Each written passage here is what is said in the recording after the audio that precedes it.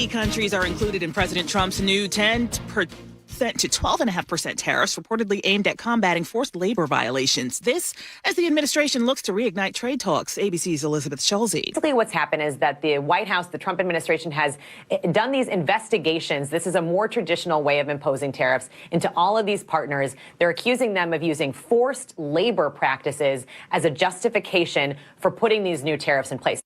Oil prices pushed higher by nearly 2 full weeks of U.S. attacks on Iran, hitting neighbors in the Middle East. ABC's Rebecca Jarvis. National average this morning, $4.09 a gallon. It has been creeping higher since this re-escalation.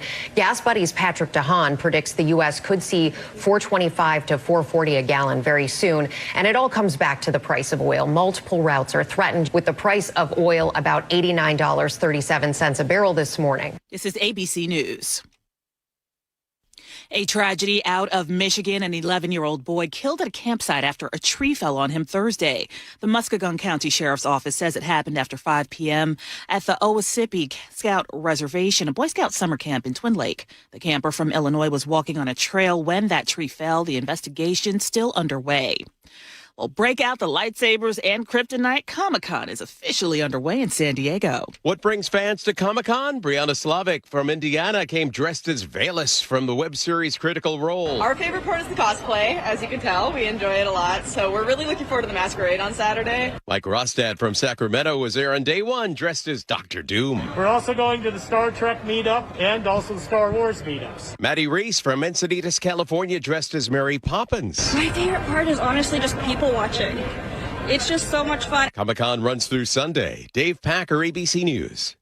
I'm Stephanie Officer, ABC News. Another wildfire has sparked in our state. Details coming up, but first a check on your KIRO News Radio traffic. We're busy this afternoon. Let's start you up north in Marysville. South 5 at State Route 528. This collision blocks your left lane, and we've got a thick backup starting near the Outlet Mall. Marysville to Everett right now is taking you 15 minutes. And then North 5, you're going to jam up near the Union Slough to the seam. Over to Renton, southbound 167, just past 405. It's a dump truck on fire that's blocking 2 right lanes. Over to South Hill, westbound 512 at the exit to 31st Avenue. Collision is partially blocking the off-ramp. It had the off-ramp fully blocked for a while, and traffic is stacked up to South Meridian, continues through the curve over to Canyon Road. And if you're heading into Seattle from the north end, South 5, stop and go from 130th and Northgate all the way to the Convention Center. This report brought to you by KIRO News Radio. KIRO News Radio, 97.3 FM, Northwest News. Now, the latest from KIRO News Radio and mynorthwest.com. Good afternoon. I'm Nate Connors. A Kenmore Air float plane carrying 11 people crashed near Sucia Island Thursday evening. All survived, and one person is in critical condition.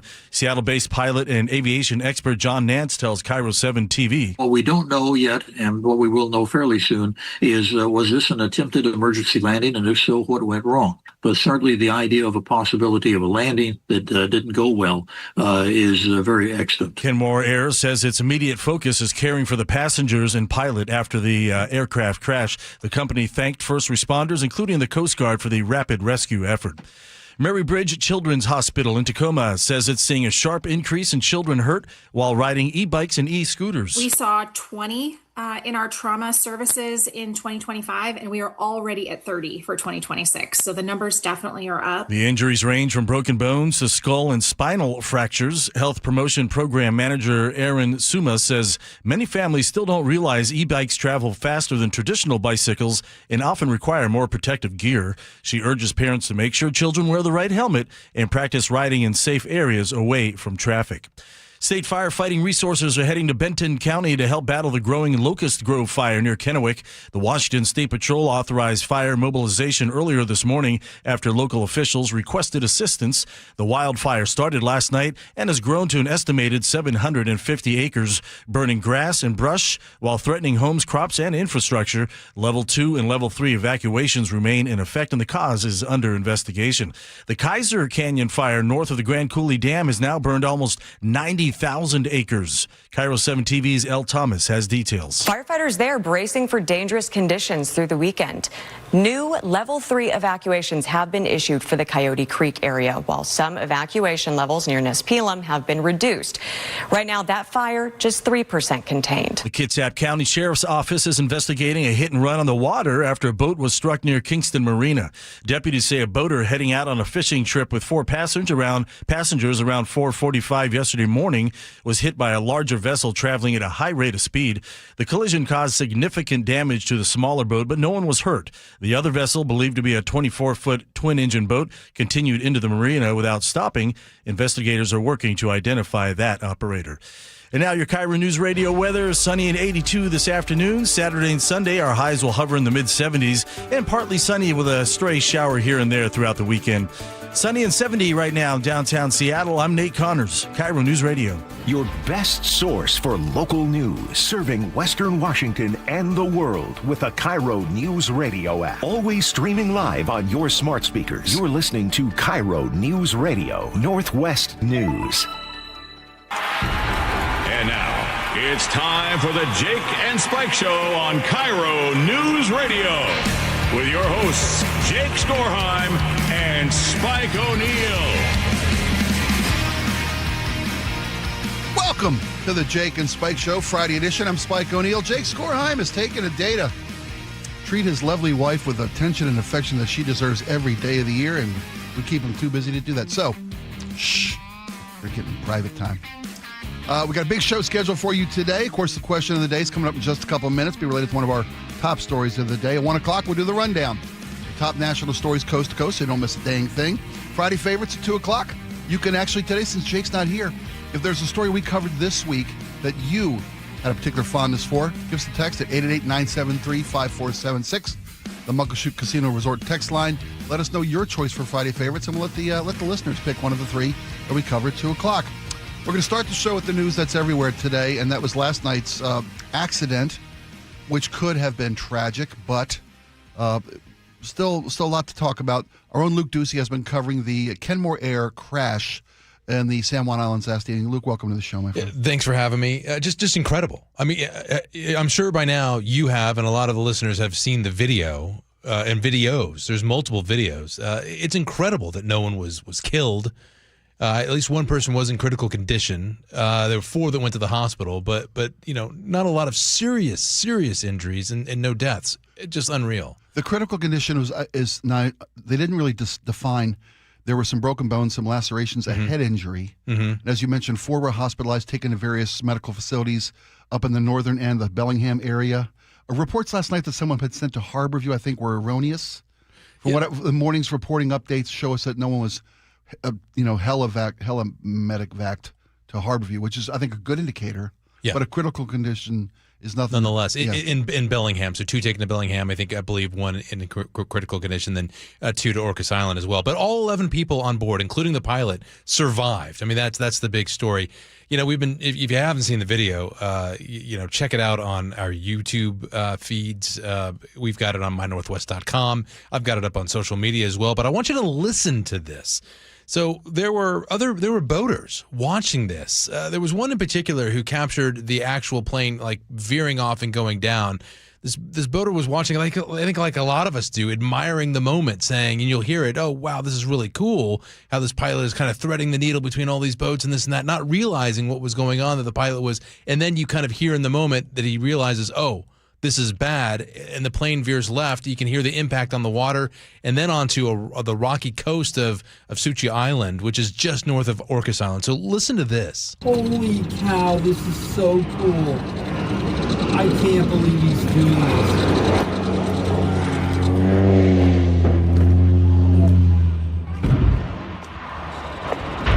Oh, God, I hope he's okay. Right there, you hear that impact and then this big gasp, and my God, I hope he's okay. And then the next line that you didn't hear was, I better go help. And all these boaters, they got into their smaller boats off their larger boats. The dinghies jumped in, yeah. Yeah, and they all went to help the people the passengers, and get them to safety. This is a boat that was torn apart by the rocky coast of Suchi Island. Is it Suchi? Or I want to make sure I get this correct. Yeah.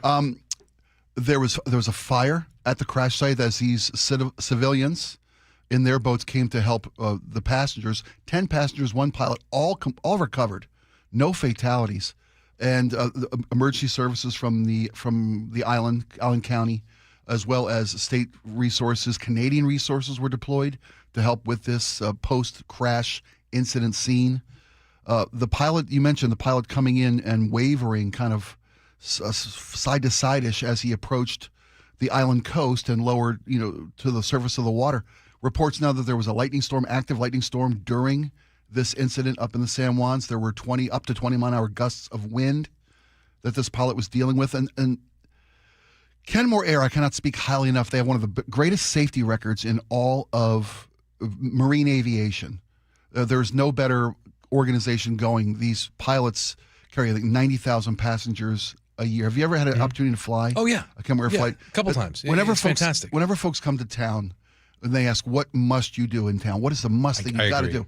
If you get an opportunity to take a float plane tour of the islands or even a trip up, this particular plane was, I believe, en route to Roche Harbor. Yeah, from Lake Union. From Lake Union. It took off right here on our own Lake Union Kenmore Air portal. These pilots are the best in the world. The planes, if you've ever flown, you'll know this because it's such a fascinating fact, but these planes that this airline uses, the de Havilland Beavers and de Havilland Otters, and the two variations are capacity. One of them is a 6-seater. The Otter is a larger, I think, up to 16, I believe. Right. I could be wrong. Mm-hmm. These planes have been in service for up to 80 years, some of them. They were initiated in the 40s, 50s, 60s. The newest ones came online in the 60s.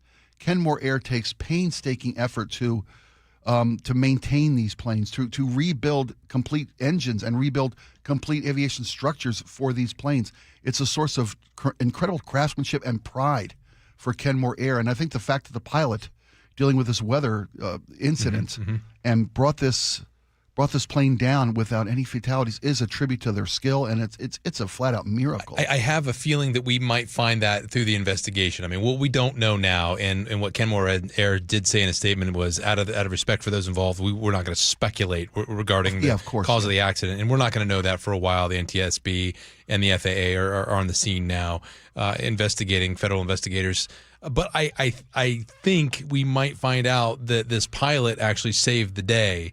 There is speculation that lightning may have hit the plane, that there was a lot of weather. We, of course, tuned into aviation expert John Nance. Here's what he had to say. What we don't know yet, and what we will know fairly soon, is was this an attempted emergency landing, and if so, what went wrong? But certainly the idea of a possibility of a landing that didn't go well is very extant. I have taken this particular flight before. Same. And I have as well. It's a lot of fun. And coming back, actually, I had the most wonderful experience where the pilot, there was no one sitting in the co-pilot seat and said, "Hey, you want to sit up here with me?" I said, "Hey, yeah.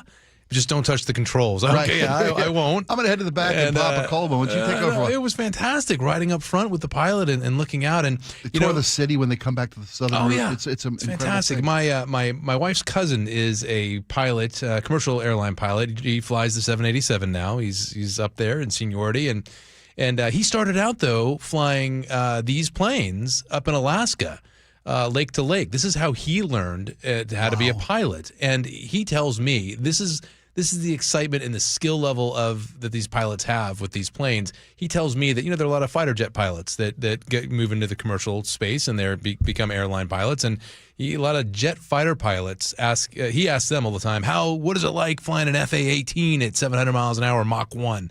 And they tell him whatever, but they're more interested in what's it like flying these float planes from lake to lake. What is that all about? Well, it's probably one of the least jet fighter pilots. Those being the most technically advanced machines in the air. These are the least technically implemented aircraft going. These things were built in the 40s, 50s, and 60s. They're maintained immaculately. They oftentimes have to rebuild, like I said, the entire plane, the entire engine.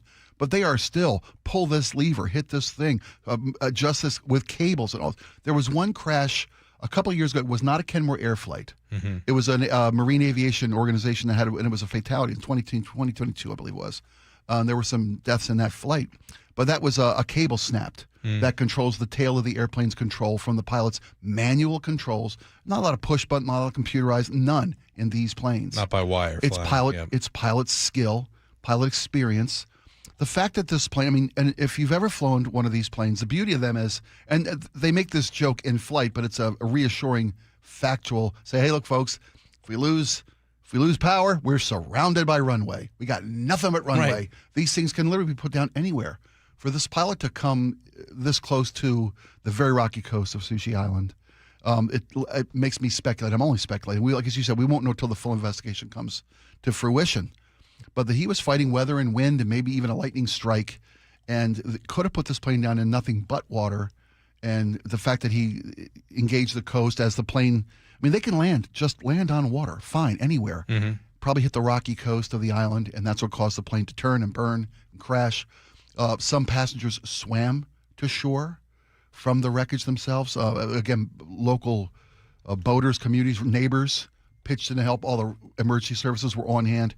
It is a miraculous, so far, result of what could have been an absolute tragic event. It really is. And I go to mynorthwest.com after the show and watch the video, because you will just be your mouth open, and watching this video and then really thinking about what we just kind of talked about. And you'll see passengers on the rocks and people coming to their safety, and it's one of those moments where people come together in a split second to help each other out and save lives. Yeah. And it's the best of all of us. Absolutely. And I really do think, again, the investigation is just starting. We're really early into this, but I do think we might find that the pilot was kind of the really saved things, because it could have been a lot worse. A lot worse. And by the way, Kenmore Air has announced they have canceled all flights for today out of their Seattle area seaplane, the hub here in Lake Union. I'm not sure if Kenmore is also canceled. I imagine so. They say they released a very respectful statement saying, look, we're dealing with this first and foremost for our passengers, for the community. We're going to deal with this. If you have a flight booked, they offer reschedules or refunds. Just contact Kenmore Air if you're scheduled to fly today.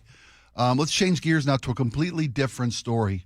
As the last story featured the very best of who we are, I think this story calls into question, I think maybe some judgment, some guidelines, some protocol, because there's a convicted sexual assailant of I'm not sure I don't want to misquote the crime. Sex offender, convicted sex offender. Listen, thank you. A convicted sex offender who has served his time and is being released, even though his diagnosis doesn't really speak public safety to me. Tell me what we're sure. So so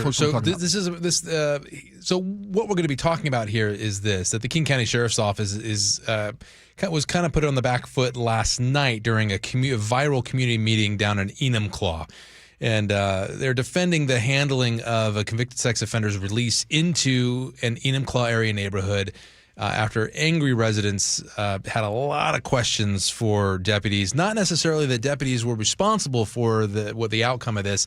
If you don't know how it works, especially for this offender, his name was Robert Lowe. Was convicted of first-degree rape and attempted murder in the 1990s and had been held at the Special Commitment Center on McNeil Island as a sexually violent predator. So if you're convicted of a crime along those lines and you serve your time for the crime itself, in our state and 19 others across the country, Washington State is one of them, you can then be civilly committed after a hearing to be held, because you will have if you're deemed to have a higher propensity to reoffend. It's kind of like that movie Minority Report, right, with Tom Cruise, that we think that you've got a high propensity to commit a crime in the future based on a number of scales and studies from psychologists, psychiatrists, et cetera, experts, that we're going to civilly commit you on McNeil Island so you can't exercise, any of those horrible indulgences and tendencies and attack anyone else, even if you haven't, but we think you will. So that's what happens. Detective Chris Knutson with the King County Sheriff's Office was talking with this large virtual crowd. They did it online, and he explained that psychologists hired by the state and defense attorneys concluded that Lowe no longer met the legal standard to remain committed. Therefore, since he had done his time on other crimes, a judge ordered his unconditional release. Now, a lot of times offenders are released with conditions. It'd be GPS monitoring. You can go here, you can't go here, you've got to report here, you got to do. There are no conditions for this person's release, and that's why neighbors had a lot of questions, including this one, which was, King County Sheriff's Office, how do you plan on keeping us and the neighborhood safe? That's what community notification is intended to achieve. Beyond that, beyond making sure that he's compliant with his registration requirements, it's so that community members can be aware of who's in the neighborhood and take appropriate steps. So the answer is the law is that, we're here now notifying you that the offender is going to move back into the neighborhood. And then further, they wanted to know, well, if you're a deputy, would you want someone like this living next to you? It wouldn't be my choice to have him living next to my family, but ultimately we don't really get choices in who our neighbors are for the most part. And what consequences will there be if a person like this reoffends? So I know it's hard to hear, but we don't have any authority to restrict where he lives or where he works or goes to school or, the community that he's in. We do everything that we can within our legal authority to keep the community safe. Lowe is classified as a level 3 or a high-risk offender, but again, the Department of Corrections determined that he doesn't qualify for supervision because he doesn't. He's on unconditional court order release, so no GPS monitoring, no nothing. And I think the messaging from King County is, sorry you don't want to hear this, neighborhood and residents of Enum Claw, but that's it. We don't have any say. No one has any say. And I think that's the difference where these residents are coming from, that they're nervous and scared about that because there's no one watching out in their minds. We often hear stories of communities for rehabilitation, halfway houses for these types of offenders. They have to put these people someplace. They have a right, just like any other American, to serve their time, to reenter society, to try to resume a normal life. But there's risk for the communities that they go into. Did I hear, and I heard a scuttlebutt throughout the news, I'm not sure, I don't want to misspeak. Was Mr. Lowe also assessed as being likely to commit violent crimes moving forward, as opposed to, he's not likely to re-offend in a sexual crime nature, but he's still deemed highly likely to be a violent criminal? Is that? I believe that is the assessment of some people in the judicial process. Yeah. But not from a clinical, medical, therapeutic assessing point of view. No, and that's why he's out of McNeil Island. Okay. Yeah. The neighbors aren't they're happy. They're distraught by this. They're concerned, to say the very least, concerned by this.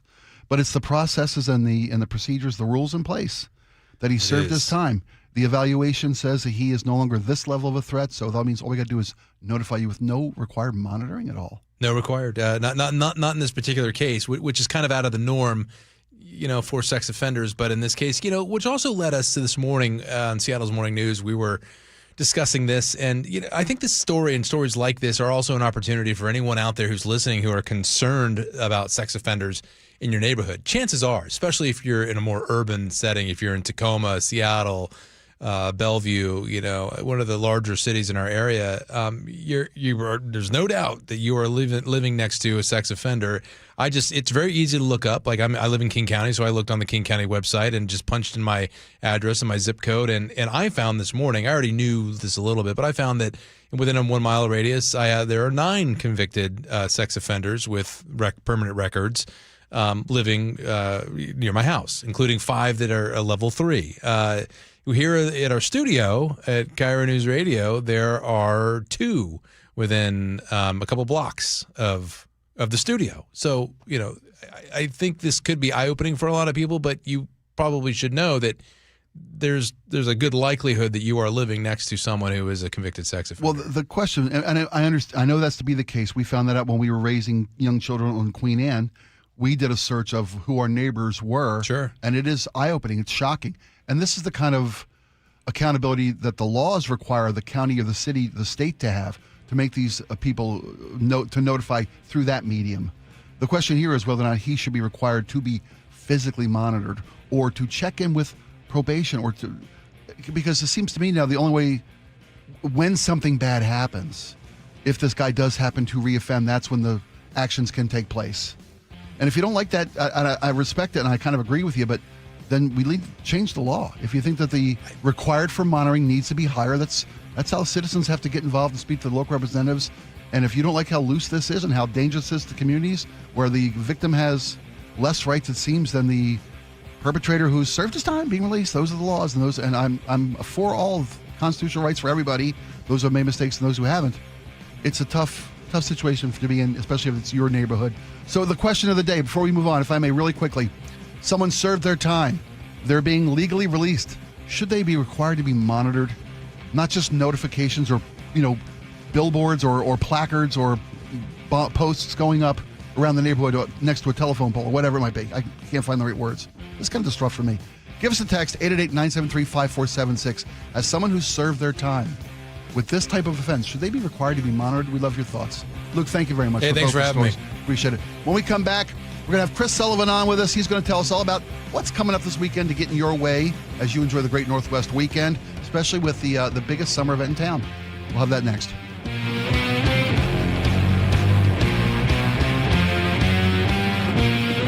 This hour is brought to you by Sunset Auto Family.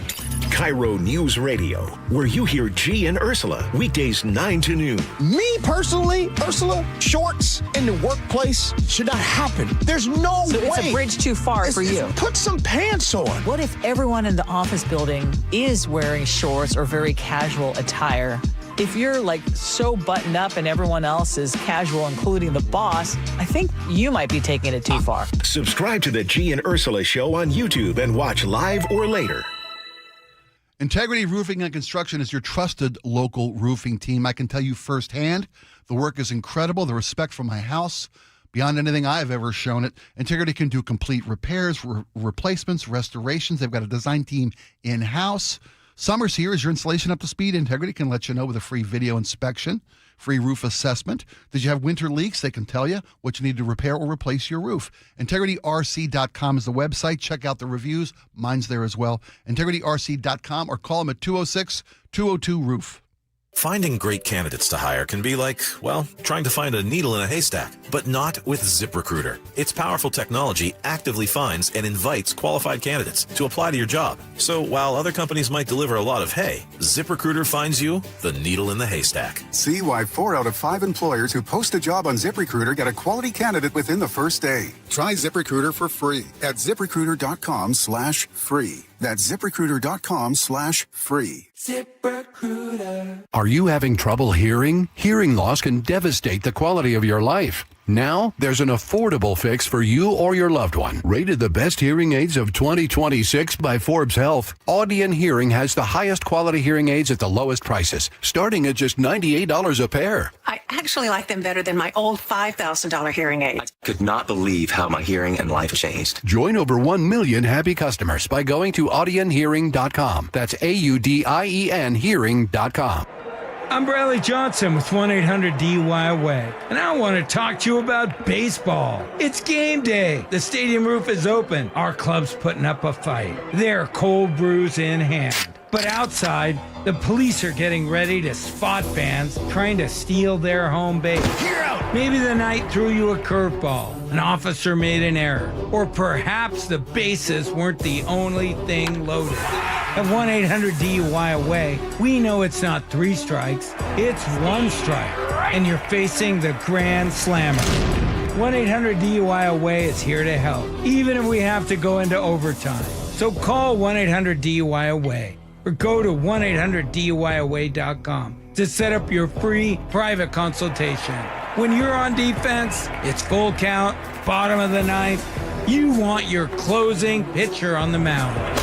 1-800-DUI-AWAY. 1-800-DUI-AWAY. Hey, it's John Curley with my friend Bob Stelton. Hey, Bob, you had a hip issue just like me. You went to see Dr. Mark Wagner at Seattle Sports Regenerative Medicine. What did he tell you? You got a torn labrum, you got a frayed ligament, you've got arthritis developing. He said, this isn't going to fix everything, but it will go a long way. I was walking around at about an 8 pain level. I couldn't walk that far before the pain would kick in, and it was impacting my workouts and just really impacting my day-to-day stuff beyond jiu-jitsu. So, just like me, Dr. Wagner does stem cell on your hip. How you feeling now? I feel like I've gotten back to being who I was prior to the injuries, which was somebody who's very active, loves being out there outside when the weather's great, being on the motorcycle, sparring in jiu-jitsu, working out. I can do all of those things now. So whether it's a shoulder, a hip, a wrist, knee, or elbow, before you choose surgery, see our friend, Dr. Wagner first. He'll tell you if stem cell is right for you. drmarkwagnermd.com. Make an appointment at drmarkwagnermd.com.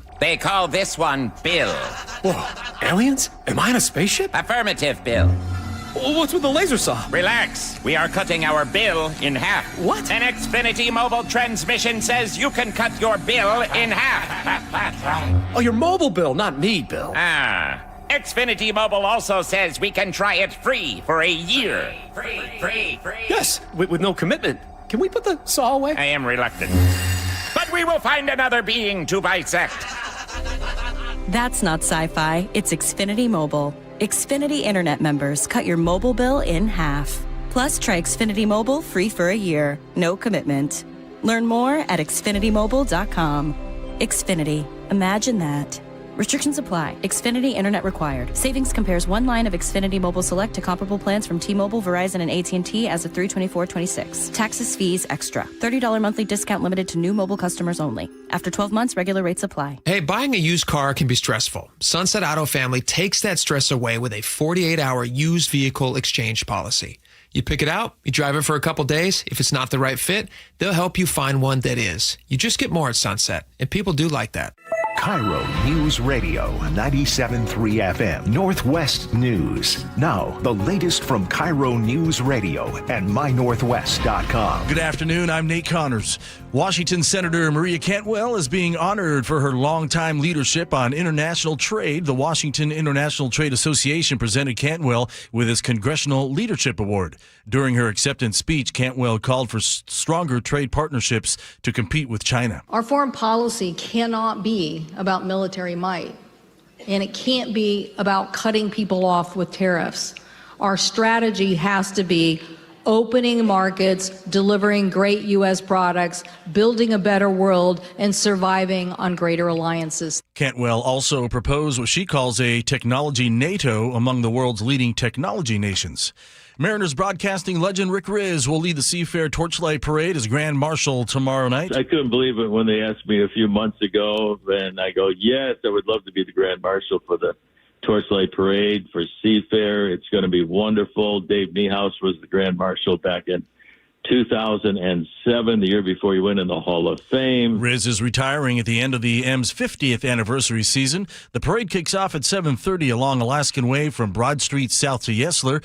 Riz told Seattle's Morning News he wants to thank fans for 41 years of support. Meanwhile, the Mariners begin a series in Texas tonight. First pitch 5:05. You can catch the action on our sister station, 710 Seattle Sports. The King County Sheriff's Office is defending the handling of a convicted sex offender's release into an Enumclaw area neighborhood. KIRO News Radio's Luke Ducey reports they faced angry residents who packed a virtual town hall. The offender, Robert Lowe, was convicted of rape and attempted murder in the 1990s and had been held at the Special Commitment Center on McNeil Island as a sexually violent predator. With no remaining legal standard to keep him committed, a judge released him unconditionally. Residents asked Detective Chris Knudsen, can they protect the neighborhood? I know it's hard to hear, but we don't have any authority to restrict where he lives or, the community that he's in. The sheriff's office classified Lowe as a level 3 or high-risk offender. Luke Ducey, KIRO News Radio. The Department of Corrections determined he does not qualify for supervision. Police arrested a man they say stabbed a stranger on a downtown Seattle sidewalk last night. Seattle police say the victim was just sitting there on 5th and Stewart around 8:30 in the evening when he was attacked. The suspect ran, but officers caught up to him near 8th and Pike. The stabbing victim is expected to be okay. He was taken to Harborview Medical Center with injuries that were non-life-threatening. A check on Wall Street, the Dow up 188, the S&P down 3, and the NASDAQ down 173. And now your KIRO News Radio traffic brought to you by Harborstone Credit Union. We've got some busy areas out there. Let's start up north of Marysville. South 5 at State Route 528. A collision continues to block your left lane. You're backed up well into north of Marysville. Marysville to Everett pushing 20 minutes. North 5 heavy from the Snohomish River Bridge to the scene. In Renton, South 167 just past 405, this garbage truck fire continues to block 2 right lanes. North 405 backed up into South Center, and South 405 jams up on the off-ramp to southbound 167. Just down the road, northbound 167, we've got a new crash at 180th in your left general purpose lane. Heading into Seattle, South 5 heavy from 130th and Northgate to the Convention Center. 35 minutes now from Linwood. And Tacoma to Olympia, you just hit 1 hour. Scattered backups between DuPont and Olympia. Earn up to $30 per month just for using your Harborstone P&W Cashback debit card. Open your free checking account online today at harborstone.com/cash. Another warm, sunny day today with a high around 82. The weekend's looking all right with sunshine and isolated showers with highs in the mid-70s. Sunny and 72 in downtown Seattle. I'm Nate Connors, KIRO News Radio. Your best source for local news. You're listening to KIRO News Radio, Northwest News. Welcome back to the Jake and Spike Show, a Friday edition. Jake Skorheim's off spending some time with the family, which is always appreciated. Sully joins us now. Chris Sullivan, tell us about the weekend is here, which means in summertime, a lot of closures are here. Yeah, definitely. This is one of the ones that we kind of have a mixed bag of things. We don't have any super big ones like on I-90 or on 405 like we have had for, Sure, yeah, but all of it's southbound as we gone. kind of move around Seafair, going into this weekend, and then, of course, the big weekend next weekend, they kind of dial back a couple of things, but there are still a couple this weekend. Like 520 is going to be closed overnight, both directions, just tonight through tomorrow morning. So it's a nighttime closure. We're talking 11 p.m. to like 7 a.m. Across the lake. So just keep that in mind. But then the biggie that we talked about in a choke point earlier this week is that if you recreate kind of between Fall City, Carnation, Snoqualmie, anywhere around 202 or 203, the state highways there, you got problems because they're going to shut down 202 just east of the roundabout in Fall City from 9 o'clock tonight until early Monday morning. The entire road is going to be closed. So if you're coming from like Snoqualmie and you're trying to get into Fall City or then up, you can't. You're going to have to take a 16-mile detour. You got to pop out to 90? You got to go out to 90, go all the way up and around, and then back up and into 203. So that's just something to keep in mind. A lot of people, and they're going to be in the water, too, along the Snoqualmie River. This is repairing storm damage, right? Damage, the flood damage, the flooding got within 15 feet of the road over the winter and early spring and came pretty close to eroding the side of the roadway. So they're starting to build up the embankment. So they're going to have a full closure this weekend, and then the weekend after the Seafair on the lake weekend, the 6th to the 10th, they're going to shut it down again to do this. They're just boosting up that embankment so that when the winter rains come again, they won't run into the similar issue. And we know it's the recreation season. It's time people spend out in the wilds, the great wilderness areas of our community. But this is, weather-wise, this is when they've got to do this work. Yeah, I mean, we used to always say there used to be a construction season, right, in this part of the world because you couldn't really do a lot of stuff in the rain. Now our season really is year-round. They find ways to do things that don't require the paving or the striping or the good weather to do. There's enough work to do that now it lasts all year long. Right. But the stuff that they have to do, like in advance of the bad weather or take advantage of the good weather, which is the paving and the striping, they've got to try to squeeze all that in and get that work done before it starts raining and gets too cold. You can't really lay concrete when it's super cold because it doesn't cure properly. So, now's the time. And for the next couple, so it's going to be like a 3-month sprint to October to try to make sure we can get as much of this stuff done. Hey, can I ask you a sidebar question real quick? Because I know we got a real big story to get to regarding the Seattle waterfront. Oh, yeah, but I want to ask you about roundabouts because who doesn't love roundabouts? Now that the 145th I-5 roundabout is open on both sides and people are acclimating to it. Yeah. Does it always take this long for people to learn how to drive again? Well, the thing about that one is it's a double. You get a single roundabout, a single lane roundabout. Those are pretty straightforward. You add double lanes, 2 lanes going through. I think people just get a little nervous, not only maybe because they're not quite sure what they're supposed to do, but they don't trust what the other driver is going to do. Right. And so you're worried that, is that person going to go from the outside lane and realize they need to go all the way around to I-5? So like I'm talking, you're heading westbound on 145th and you need to go all the way to southbound I-5. Is that person getting into the roundabout in the wrong lane? And then next thing you know, they're going to be driving into you to go all the way over when you're just trying to get up to 99 going straight across. There is no real proper protocol. No. I mean, the protocol is really this: you need to be in the lane that you need going into the roundabout. So you need to know where you're going. So if you're going to be taking a left onto I-5, you need to be in the left of the 2 lanes of the roundabout. If you're going to be going straight, you can be in either, but I'd rather be in the right lane to try to go through. And of course, if there's a bus going through there, like a large metro articulated bus, you should probably let that They're going to person need both lanes, Yeah. right? Semi trucks use both lanes there. It's kind of designed that way because they're just too big. And so again, roundabouts we're about year 10 of them like just populating all over the place. Yeah, Europe's had 1,000 years. Yeah, and I mean, I've been driving. Yeah. I've been doing a lot of driving lately. I was in Indiana recently, and their roundabouts are like 2 or 3 lanes. I was in Bozeman not all that long ago, and they've got added new roundabouts that are really big in and around the airport and stuff. And so people are used to them. Right. Here, it's just not a thing that we did until about 10 years ago. And, they started popping up on Highway 9, where you ride your motorcycle, all those years up and down Highway 9. And, they've added them here and there. Here and everywhere. But that's where they're going because they move traffic a little bit better, more consistently. But, I think people get freaked out, especially in those doubles, because they're like not necessarily unsure of themselves, but they really don't trust what the other person is doing, which is a good way to be a defensive driver, It is, to be but honest. it's also a good time to remember, be a little graceful. Yeah. When you see the other person at the roundabout and they're clearly not sure what to do, you know what? Life's too short to lose your cool right then and there. Yeah. Give people some grace. Yeah, but another one, I think I did a feature up on this. I sat up there one afternoon just west of 4th Ave, just west of I-5 in Tulalip, kind of at the south end of the reservation. Yeah, I know where it is. Where they added the new roundabouts there. And I sat there for an hour and watched people just mess crossing the lines. This was like 2 weeks after they opened. I was like, what is happening here? Just follow the signs. But with a roundabout, it's best to know which way you need to go before you enter, so that way you're not crossing lanes in the roundabout, which you're not supposed to do. So let's now get to the meat of the meal with regard to weekend traffic, which is the Seattle waterfront and the Torchlight Parade. Yeah, if people haven't been down there in a couple years, one of the benefits of WashDOT having, in the city of Seattle, having finished Alaskan Way, of tearing down the viaduct and building the tunnel, all that stuff, is they finally finished Alaskan Way. And so the Torchlight Parade went from 4th Ave down to Alaskan Way last year. Yeah. Really cool. Showing off the best of the best of a summer night in Seattle, the waterfront. And it's back there again today. It starts up at the north end by the Sculpture Garden, goes all the way down to Coleman Dock. And why do I mention Coleman Dock?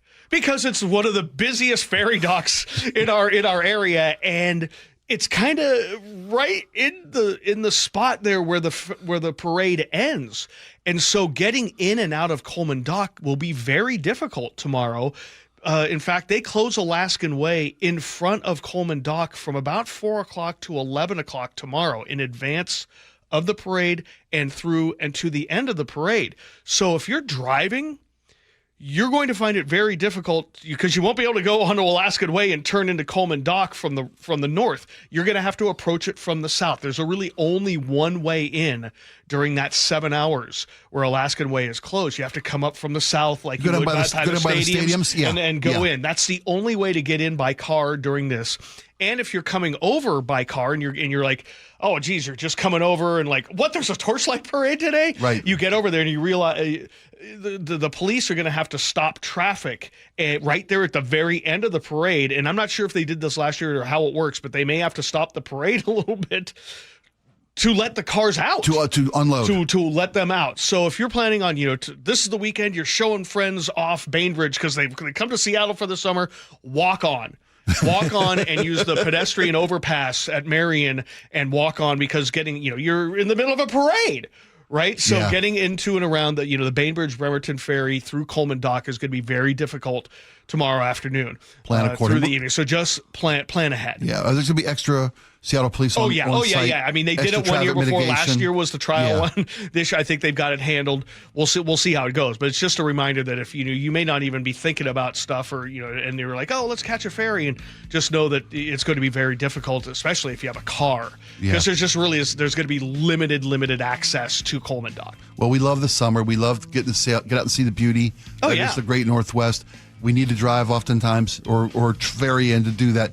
You're invaluable, buddy. Thank you so much for that. No, I appreciate it. No, let's go have fun. Let's have a great weekend. Yeah. Let's not run into each other. There you go. And be graceful at the roundabouts until we learn. Well, be graceful in general. Stop being so selfish behind the wheel. I think we'll all get around a little bit better if we just kind of lower the blood pressure a bit. There you go. Chris Sullivan's always there for you in the roads. Chris, thanks so much. Anytime. All right, we'll be right back after these. Don't go anywhere.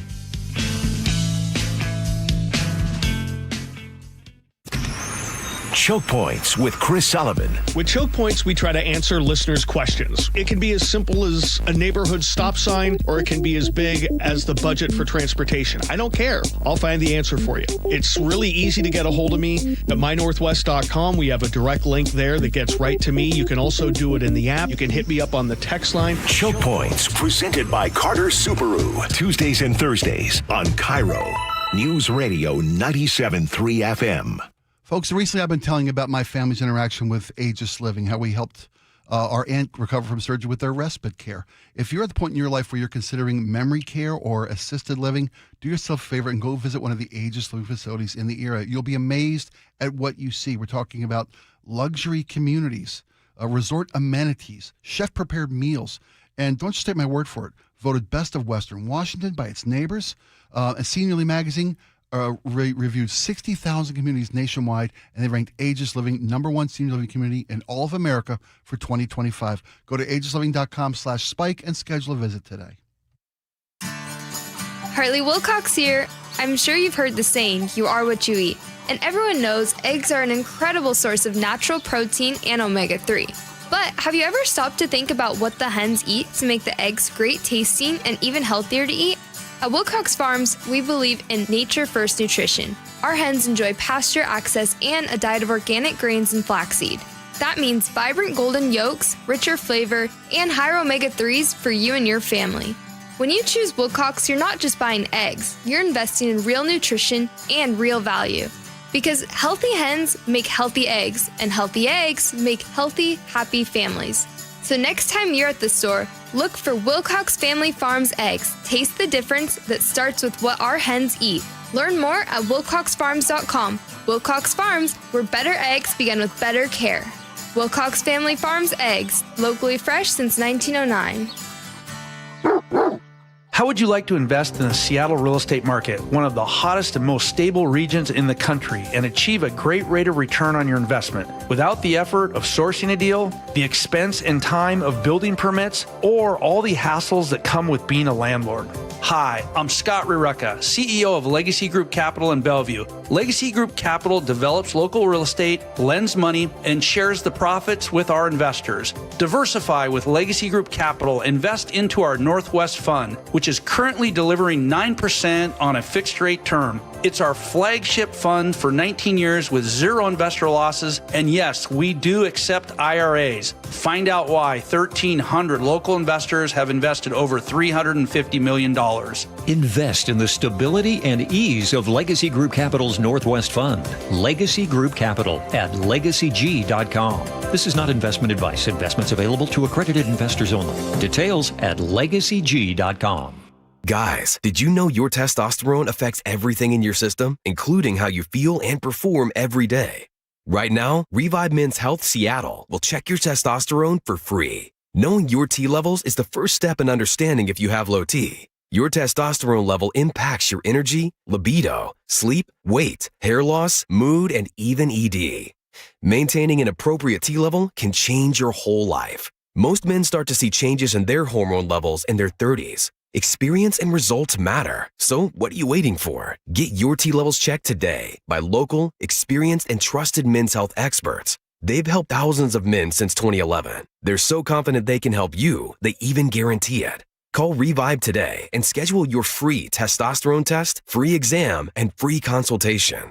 Call Revive Men's Health at 206-529-1111. That's 206-529-1111. Or visit revivemenshealth.com. I like it hot. Beg your pardon? Can you make it hot for me, Dan? I think so. Half heated ain't hot enough. No. That's why I called you. Apollo Plumbing. Yeah, my sorry old water heater. Oh. Ain't getting me the hots anymore. You want hot water. That's what I said. That's what we do at Apollo Plumbing. And you're ready? Right now. When can you? How about today? Same day? We'll have you in hot water tonight. Clever. How about an upgrade? A tankless water heater would mean endless hot water. Now you're cooking. That's just for starters. Starters? How about we make it a worry-free water heater? Worry-free? Wrenchie's worry-free warranty. Which covers? Repair, service, all included. And when it wears out? Apollo replaces it. No extra charge? Nothing. Nil? Nada. As an Apollo A-list member, you're covered. And payments? To fit your budget with approved credit, of course. And I'm hot again. Worry-free. That's for me. We're on our way. Thanks for making it hot. We're ApolloPlumbing.com. D.R. Horton's National Red Tag Sales Event is going on now through August 2nd. Stop by any of its participating communities and find select Red Tag homes at incredible pricing. Visit drhorton.com. D.R. Horton, America's builder and equal housing opportunity builder. Step inside and let the excitement take you places.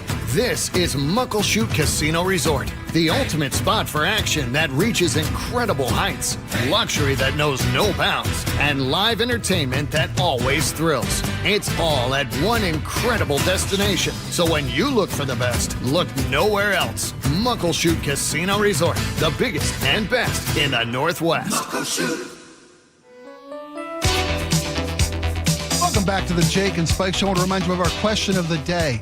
A recently released sex offending prisoner served his time, has been released into the community, and there's no need to monitor this gentleman. The community's been notified, but they don't monitor him as per the law of the land and the requirements he's met as a convicted felon. So the question is to you, when someone has served their time but could still be a threat to the community, should they be monitored or have they earned the right to not be? We'd love to hear your take at the Muckleshoot Casino Resort. Text line 888-973-5476. And now to lighten things up tremendously, Laura found a wonderful story that you brought in today, and I thank you for doing this. I am a pet owner. You're a pet owner. We know how valuable pets are. They just enrich our lives. They're great for our mental health. Oh, yeah. And oftentimes when you're out, and if you're not a pet owner, you see a pet and you'd love to go over and maybe pet that dog or say hi, but you don't know if you can. And so you don't get to get the love and the therapeutic joy of interaction with dogs. But you found a place down in Oregon City? Yeah, so this one couple said that they were getting approached all the time by people when they were walking their dogs. Can I pet your dog? Can I pet your dog? They have Burmese mountain dogs, which are a notoriously cuddly, fluffy, people-loving, fluffy, yes, adorable breed. Yeah. And they saw the trend of like goat yoga and puppy yoga, and they thought we could probably do this. So for $50, you now get 75 minutes on their beautiful property outside of Oregon City, just hanging and walking around with their Burmese mountain dogs. And Spike found their website. So I'm going to put some really cute dog pictures up on our live stream right now if you're watching. Would you do this? I would do this in a heartbeat. And we have a dog I love. Can I bring my dog? And look at these puppies. They got full grown. We're talking like 10 Burmese mountain dogs, which are notoriously friendly and safe and as you said, cuddly, snuggly. And you can, for $50, spend 75 minutes with this pack of love. Nothing short of just the most reassuring and soothing and calming. Animals are great interactions for folks who have autism or learning disabilities. Well, even on my college campus, they used to bring therapy dogs in for finals week. There's some research, like petting any animal lowers your cortisol level by some percentage. Yeah. I don't know. I think this is cute and I love it. And I would totally do it if it was like all puppies. But I do think maybe they need a little bit of a hook. Because a cat cafe is like... Yeah, you go in and you hang out with cats, and cats hang out with you while you enjoy coffee, read a book, have some tea. And in theory, you can adopt any of those cats and bring them home. Okay. And yeah, you've got kind of an activity. There's lattes, there's places to sit. Goat yoga or puppy yoga. Obviously, you're getting a yoga class out of it. And the puppies cuddle up to you. That's adorable. I think my only hesitation reading this article from Oregon Live about their Burmese mountain dog experiences, I don't really know what you do. Like you just sort of sit with them. You play with them. You cuddle them. You chase them, play ball with them, play catch them. It's like having a pet, having 10 of the most adorable Burmese mountain dogs at your disposal for 75 minutes. It's about 3 hours south of Seattle. It's a $50 investment in your mental health and just the best way to spend a day. You can do gift certificates. So there's somebody in your life that you know that loves animals but doesn't own one, and maybe they're apartment livers. They can't have a Burmese Mountain Dog or let alone 10. Oh, you know what? I actually have friends that would love this. That just made me think that this would be a very cute gift. It's They said people have traveled from as far as like San Francisco, which I got to imagine you're there for another reason in Oregon City, right? Well, it's just south of You're Portland. not traveling just for this. Yeah. It's just south of Portland. It's like a 3.5 hour drive from here if you make good time, good traffic, so you plan your trip well. But it's an 88-acre farm. Like I said, it's a private home. It's a Karen McClune, I believe, and Kendra Shute, I want to pronounce these right, are the business partners, owners. Susha Island. Thank you. Thank you. Oh, we got a lot of texts. We got editorial control from management. Management never tells us what to say, but they tell us when we're saying stuff wrong. Susha Island, just north of Orcas, is where that Kenmore Air Flight had its accident yesterday. Yeah, if you're interested, the website is Burmese Mountain Dog Experience. Burmese Mountain Dog Experience. And again, that's .com. I mean, it's so cute. They're actually, and to my critique about like, are you just kind of sitting around with the dogs? They're actually thinking about expanding out some of their offerings. So like they could do birthday parties, which is such a cute idea. They're thinking about like hikes with the dogs. With the dogs, okay. Yeah. Like 88-acre farm, they probably got some trails. I don't know, Spike. I think we should do this. I think we should. My cat, your puppy. Beautiful. $50 an hour. Let's do it. When we come back, thank you very much. When we come back, we're going to have our 1 o'clock roundup, the top news stories coast to coast, so you don't miss a thing. Don't go anywhere. It's the Jake and Spike Show. We'll be right back. KIRO News Radio, the first place you turn for the news you trust. State Senator Jamie Peterson drafted one of the state's most progressive taxes to date, the income tax on millionaires. Engaging conversation. We pay teachers the fourth highest of any state in the country. And your Super Bowl champion Seahawks. The Seahawks, they're bringing it home again. Streaming everywhere on the KIRO News Radio app. Always here, always with you. KIRO News Radio, 97.3 FM. All right, I'm so excited to be talking with Phil Mitchell. He's a new advertiser to the show. He owns Sunset Auto Family. Phil, welcome. Thanks, Jake. You guys offer something that I think is so valuable. We have so many listeners in our audience who are business owners and a lot of people who are driving commercial vehicles. You guys are basically like a perfect silent partner because you offer repairs for life on these commercial vehicles. Tell me about that. Well, basically, repairs for life means any vehicle that we repair for over $250, we're going to cover that repair for as long as you own the vehicle. So if you got a commercial fleet and you put a transmission in your 250,000-mile truck, we're going to cover that for life. And you think about the value added there for a small business owner who is trying to stretch every single mile out of these vehicles. You don't even have to buy the vehicle from us to get the repairs for life. Basically, we want to service your entire fleet. So if you bought your fleet from somewhere else, let us service it. We'll give you repairs for life. We're going to save you thousands. Love it. Only at Sunset Ford and Sunset Chevrolet in Sumner. You just get more at Sunset, and people do like that. Not all roofs are created equal, and not all warranties are either. This is Justin Shirley, CEO of State Roofing and Exteriors. Right now, take advantage of free lifetime Golden Pledge warranties on all GAF shingle installations and save up to $3,000 or choose 0 down, 0 payments, and 0 interest up to 24 months. Summertime savings won't last forever. Protect your home with a roof you can count on for decades. Call 866-ROOF-ROOF or visit stateroofing.com today. Held to a higher standard since 1968. I move mountains for a living. Literally. That means I don't carry hand lotion, and when it comes to serious heartburn, I don't mess around with anything but Rolaids Max Strength. Its dual active formula has 1,500 milligrams of calcium carbonate and magnesium hydroxide that relieves heartburn fast. And the best part? The roll fits right here in my pocket, so I can get back to moving mountains. Rolaids spells powerful relief. 1,500 milligrams is our highest amount of antacid per tablet. Read each label. Use as directed. Keep out of reach of children. Point! Hey, you okay? You don't normally miss those shots. I just haven't been as regular lately, and it's making me feel sluggish. You should try Metamucil. It's been a game changer for me. Metamucil's plant-based psyllium fiber helps trap and remove the waste that weighs you down. Ace, you're moving better than you were last week. Definitely. Metamucil keeps you moving. These statements have not been evaluated by the Food and Drug Administration. This product is not intended to diagnose, treat, cure, or prevent any disease. Learn more at Metamucil.com. Life, liberty, and the pursuit of happiness. Those words weren't written for history books. They were written for you. But it's hard to pursue happiness when aging is part of everyday life. John Curley here. Longevity Medical Clinic was created to help people with overall wellness and longevity, including diabetes management, heart health, weight management, inflammation reduction, nutrition, cognitive health, hormone therapy, and more. I can tell you from personal experience, being a patient for 17 years, I have a richer, fuller life, and I'm better able to pursue my own happiness. As America celebrates 250 years of independence, give yourself the chance to reclaim yours. Independence from aging. Take control of your health before small issues become big problems. Experience a smarter, proactive approach to aging, backed by decades of experience with longevity. Do what I did and feel like yourself again.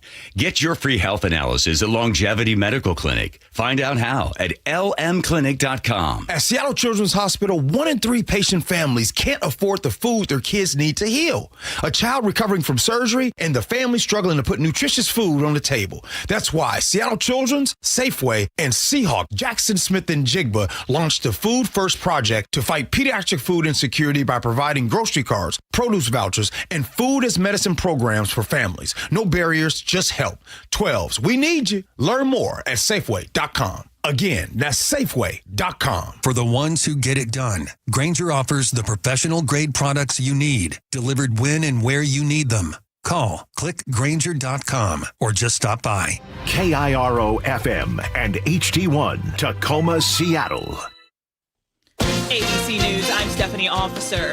The U.S. has conducted a 13th day of strikes as Iranian drones targeted U.S. assets in northern Iraq and Bahrain. The Houthis have been targeting ships in a major strait in the Red Sea known as the Bab al-Mandab Strait. Now President Trump is considering even larger strikes. ABC's Karen Travers. 2 senior administration officials tell ABC that he is considering a range of options, but one thing on the table is going back to military strikes that would look like the beginning of this conflict back in late February, early March. That's how big it could potentially be. On Wall Street, stocks are rising and oil prices are falling for the first time in a week, even as heavy fighting in the Middle East, again, threatened to slow the global flow of oil. The S&P 500 is up 0.4%. The Dow Jones Industrial Average rose 265 points, and the NASDAQ Composite fell 0.1%. All 3 indexes are on track to finish the week lower. Brent crude oil fell 3.2%. This is ABC News. A slow-moving storm system brings a multi-day flood event to the Carolinas over the next several days. ABC News meteorologist Ginger Z. Charleston to Wilmington today finds themselves in a level 3 out of 4, so that's where some of the heaviest rain will be falling. We're talking about 3-inch per hour rainfall rates possible. That includes Myrtle Beach, right in the center of it. We've seen these heavy showers. Obviously, we know what this front can do. It's taken its sweet time getting through, and we're going to see this all the way through Saturday afternoon. Former President Barack Obama popped into his own presidential center today in Chicago to surprise the WNBA All-Stars practicing there. He spoke to the players for a few minutes before taking a group photo. As for whether or not he'll lace up, Obama said he did not play 5-on-5 anymore to protect his Achilles. The players also gifted him a number 44 jersey, which the Hoopers will sign. Sean Diddy Combs is in solitary confinement after getting into a fight at the New Jersey Federal Prison where he's being held on sex trafficking charges. I'm Stephanie Officer, ABC News. Federal investigators are busy looking into the Kenmore air crash last night, and the Coast Guard investigating a collision between 2 boats out on the coast. Details coming up, but first, a check on traffic brought to you by Wilcox Farms. We're still on scene of a handful of big crashes out there. South 5 at State Route 528 in Marysville. A collision still takes up that left lane. We're well over an hour into this, and you're backed up into North Marysville. Marysville to Everett, 15 minutes. North 5 heavy from the Snohomish River Bridge to the scene, about 20 minutes between Everett and Marysville. Over to Renton, southbound 167 just past 405. 2 right lanes remain blocked from our garbage truck fire. And then northbound 167 just down the street, just past 180th. Crash blocks both general purpose lanes. Drivers are getting through there in the toll lane. Heading into Seattle, South 5 heavy from 130th and Northgate to the Convention Center. It's 40 minutes from Linwood, and North 5 jams up at the north end of Boeing Field into downtown. Another thick backup from Mercer to the Ship Canal Bridge. Plan on a half hour to get through downtown. For a convenient, healthy snack on the go, look for ready-to-eat Wilcox hard-boiled eggs, and you can find Wilcox eggs at Costco, Metro Market, Safeway, and other local grocers. KIRO Newsradio 97.3 FM, Northwest News. Now, the latest from KIRO Newsradio and mynorthwest.com. Good afternoon, I'm Nate Connors. Federal investigators are looking into what caused the Kenmore Air float plane to crash near Susha Island Thursday evening. The aircraft was carrying 11 people when it attempted attempted an emergency landing, crashed, and caught fire along the shoreline. Seattle-based pilot and aviation expert John Nance tells KIRO 7 TV. We all want the answers immediately, but we're never going to get them. Not all of them, at least. Was weather a factor? Very likely it was a factor, but exactly in what degree or to what degree, we don't know yet. Despite the dramatic scene, everyone on board survived. 4 people suffered injuries, including 1 person in critical condition. The Coast Guard is investigating a collision between 2 commercial fishing vessels off Grays Harbor that ended with 1 boat sinking. The crash happened just before 6:40 Tuesday night, about 22 miles offshore. The Nora J suffered major damage and started taking on water, while the Tabitha remained largely undamaged and stayed on scene to assist. Coast Guard crews rescued all 3 people from the Nora J before it sank in 300 feet of water. Officials say no injuries or pollution have been reported. A Bremerton woman is accused of setting a fire at her own apartment after an argument. KIRO News Radio's James Lynch has details. Kitsap County deputies were called to a complex in the 1700 block of West Sunfjord Lane just before 5 p.m. Thursday. Residents say the 44-year-old woman started the fire and then left. Deputies later found her walking away from the scene and took her into custody. Sheriff spokesman Kevin McCarty. She had a couple of people who were staying there with her. That there was some kind of an argument, and they claimed she started a fire in the apartment and walked away. The woman was arrested on suspicion of arson. Investigators are still trying to determine the full extent of the damage. James Lynch, KIRO News Radio. It may be cooling down around here, but fire danger is increasing across much of eastern Washington. A red flag warning will be in effect all day tomorrow. Affected areas include Spokane, the eastern Columbia Basin, the Palouse, the Snake River region, and northeast Washington foothills. The combination of gusty winds and dry air could cause wildfires to spread quickly. And now let's check out our forecast. 80 and sunny today. The weekend brings in some clouds with stray showers mixed with pockets of sunshine and highs in the mid-70s all weekend. Sunshine and 73 right now in downtown Seattle. I'm Nate Connors, KIRO News Radio. Your best source for local news, serving Western Washington and the world with the KIRO News Radio app. Always streaming live on your smart speakers. You're listening to KIRO News Radio, Northwest News. And now, it's time for the Jake and Spike Show on KIRO News Radio with your hosts, Jake Skorheim and Spike O'Neill. Welcome back to the Jake and Spike Show. Jake Skorheim's taking the day off. I'm Spike O'Neill. Laura Scott is here. And our own Luke Ducey is going to join me in this 1 o'clock roundup as we're bringing the top 3 stories we feel that we're seeing come coast to coast across our local news feeds, national news feeds. Luke's here to give me a little fact check anytime I may stray from correct information. Susha. Maybe. Susha Island. Susha We'll Island. start with that one. That is the biggest story locally, and it's a big national story as well. But here's the stories we have for today's rundown for you. We're going to start with a local story from where did we get this? KUOW, I believe, that Seattle's job market, once dominated by tech, is seeing a dramatic shift toward other industries. Now, we've been telling you for the longest time how the tech sector is contracting through both AI and other implications of, and various organizations leaving town, whether it's heading to Bellevue, whether it's heading to Tennessee, it may whatever it be, but there's been a real dramatic shift to losing tech sector jobs in Seattle. In fact, software engineers down 15%, software development engineers down 15%, product managers down 19%, applied scientists down 24%, software engineers down 56% in the city of Seattle with regard to unemployment numbers that have been published this year. And it's continued trends through the second quarter. Here's the good news, a hiring shift toward non-tech jobs in the city of Seattle. Baristas are up 30%. That may seem like a small thing, but a job's a job. And as Starbucks, I've had a lot of coffee, speaking of Starbucks, as Starbucks starts cutting jobs and closing stores and moving potentially headquarters, the fact that Seattle has more baristas, 30% more than they did a year ago, is a great sign. Assistant managers in Seattle up 49%. Security officers up 148% in Seattle. That tells a whole different story too, doesn't it? It tells a different story. That what it tells me is that local businesses understand and respect the need for a safe workplace for their employees, for their customers, and the fact that Seattle City Police has long acknowledged that they are understaffed and trying to meet the needs of the community. So the hiring of private security firms, security officers in particular, up 146% in Seattle in the last 30 days. Not in the last 30 days, from year to year. Yeah. These most recent numbers are from within the last 30 days. But the big number, truck drivers, local CDL truck drivers, up 231% in the city of Seattle.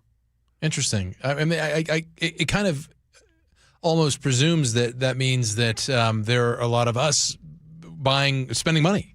I mean, that's a good sign, perhaps, for with the economy the way that it is for a lot of people these days. Things need to be delivered. We're buying more coffee, but we're buying more goods, and there's more of a need to deliver goods and get things delivered. So maybe that's a decent sign. Is it all Amazon?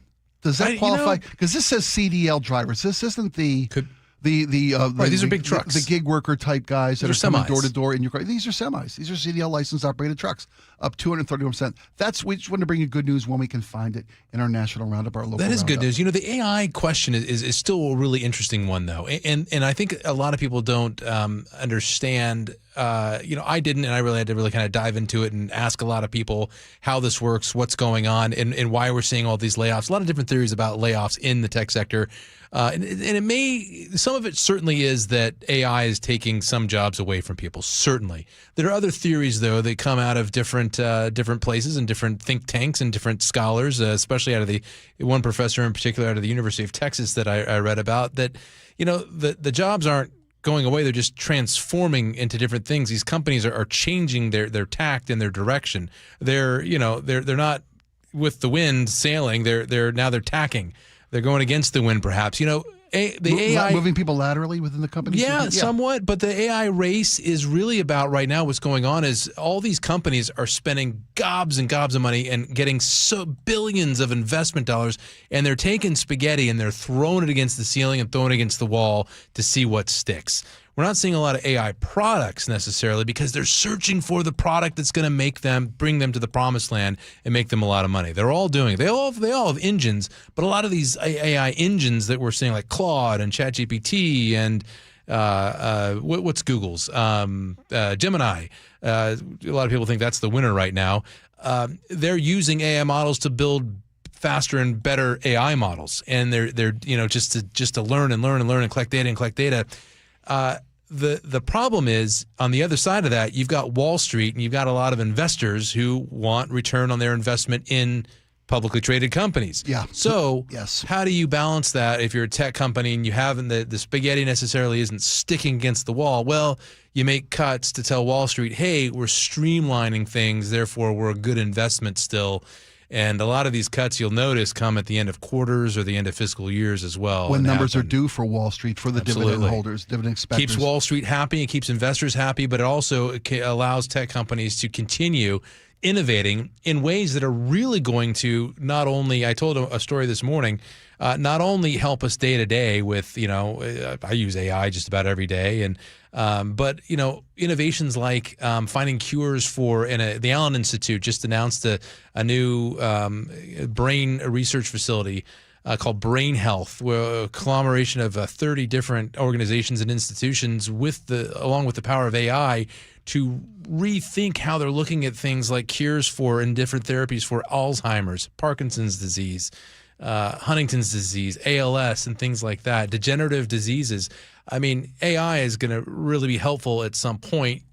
You got to start it though, and it's just like the .com boom. Yeah, you got to start it. Got to invest in it. These are the growing pains of it. The numbers of people who lose their jobs. You're right. It's oftentimes being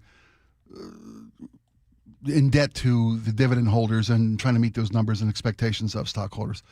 I love the idea of using AI yourself to reinvent yourself or invent a new way. This really opens an opportunity, I think, for a lot of people as well to make it up, make something, dive into that world of whatever you're doing, incorporate technology and rebrand and rebuild yourself. I know a friend who says, look, he put in his skill sets to ask AI, what is my best career? Brilliant.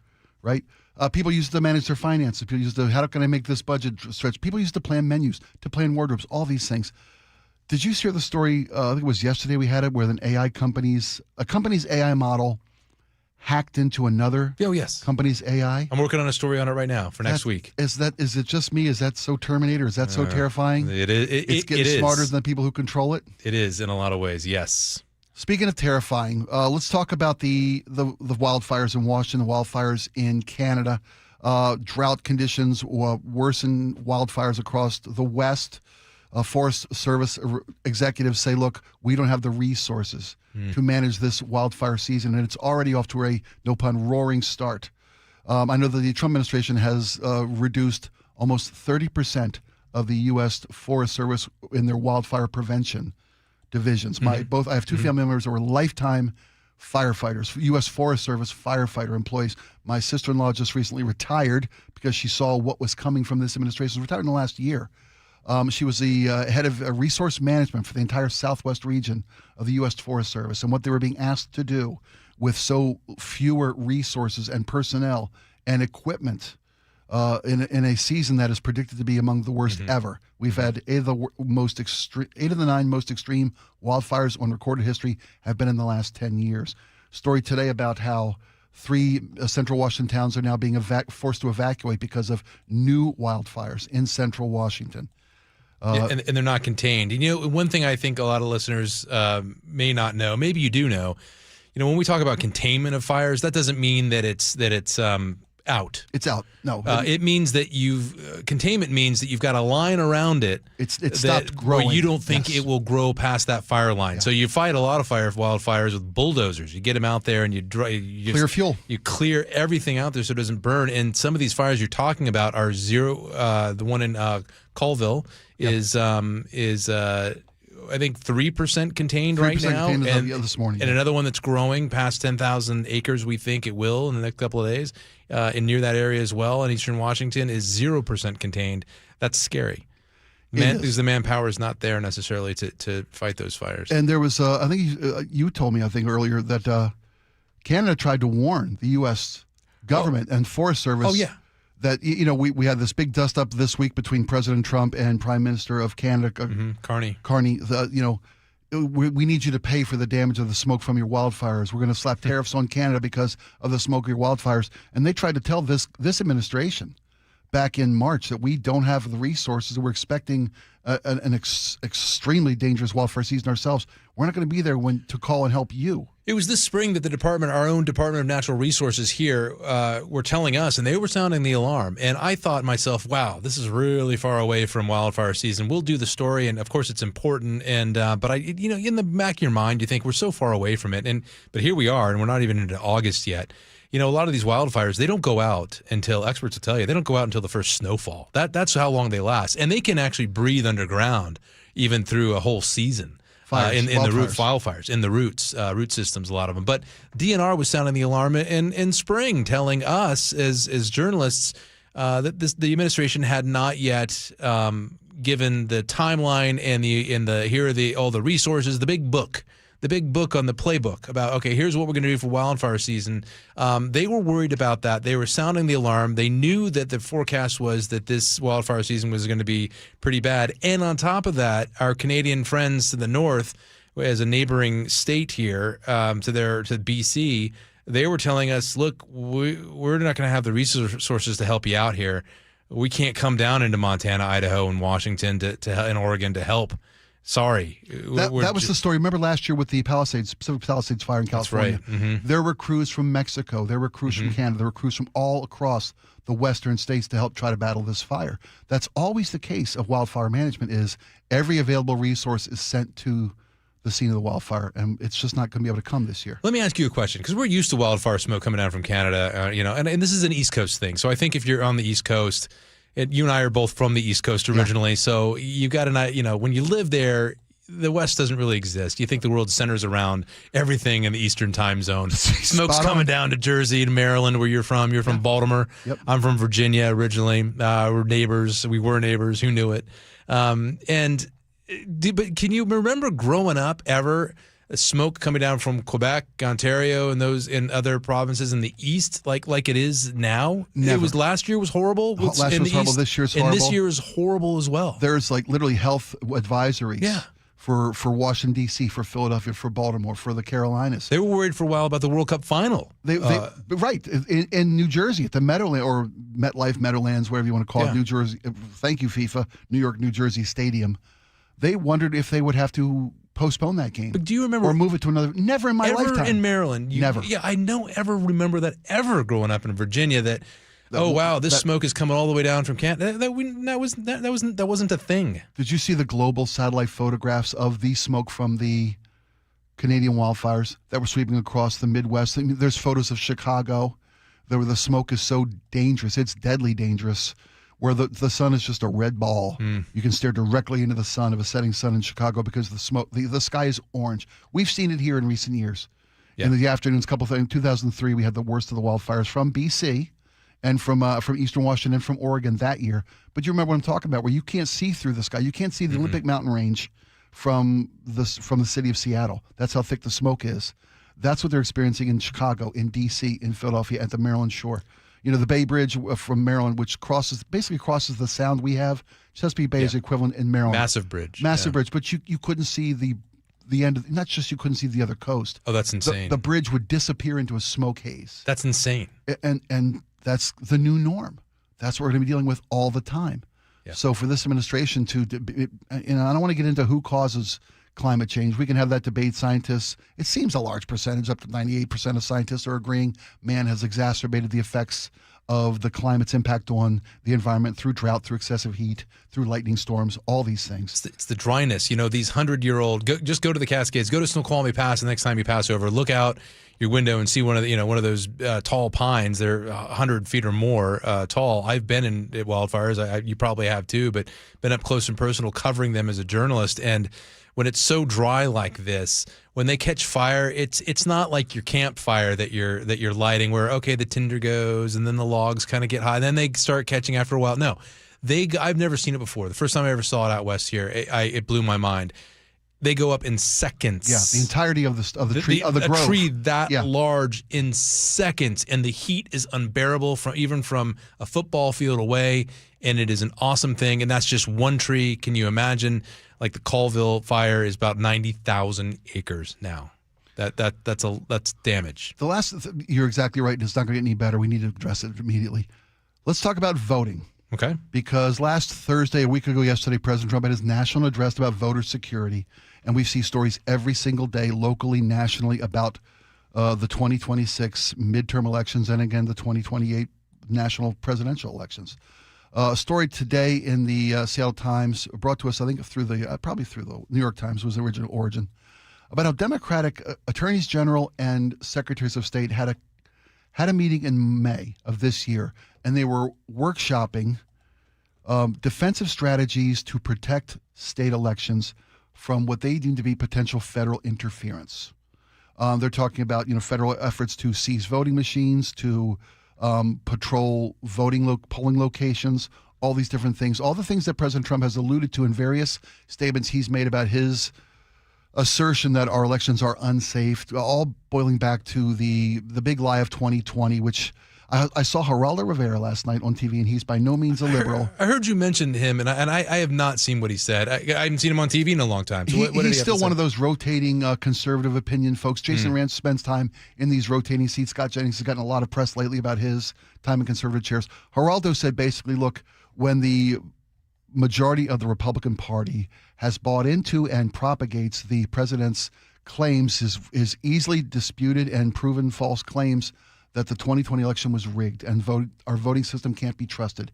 When Republicans buy into that and promote that line, everything else that they say after that is not even worth listening to. It's complete BS. I'm paraphrasing Geraldo, but I'm not misquoting his messaging there.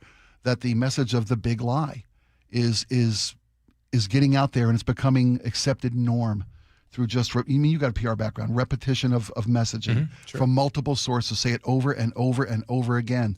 These Democratic attorneys generals and secretaries of states had to get together to put a battle plan against, because what they felt was the greatest threat to the security of our election is coming from inside the House. It's our own government.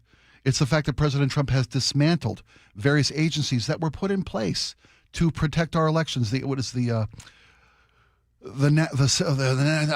it right here. It's the national cybersecurity element of our federal government to protect against foreign interference in our elections. Russian and Chinese. That has been completely dismantled by this administration. They're systematically dismantling the tools in place, the machinery in place to protect our elections, so that they're almost welcoming foreign interference in our elections, so they can say, look, we told you, and now I've got to shut down the elections. I've got to declare a national emergency.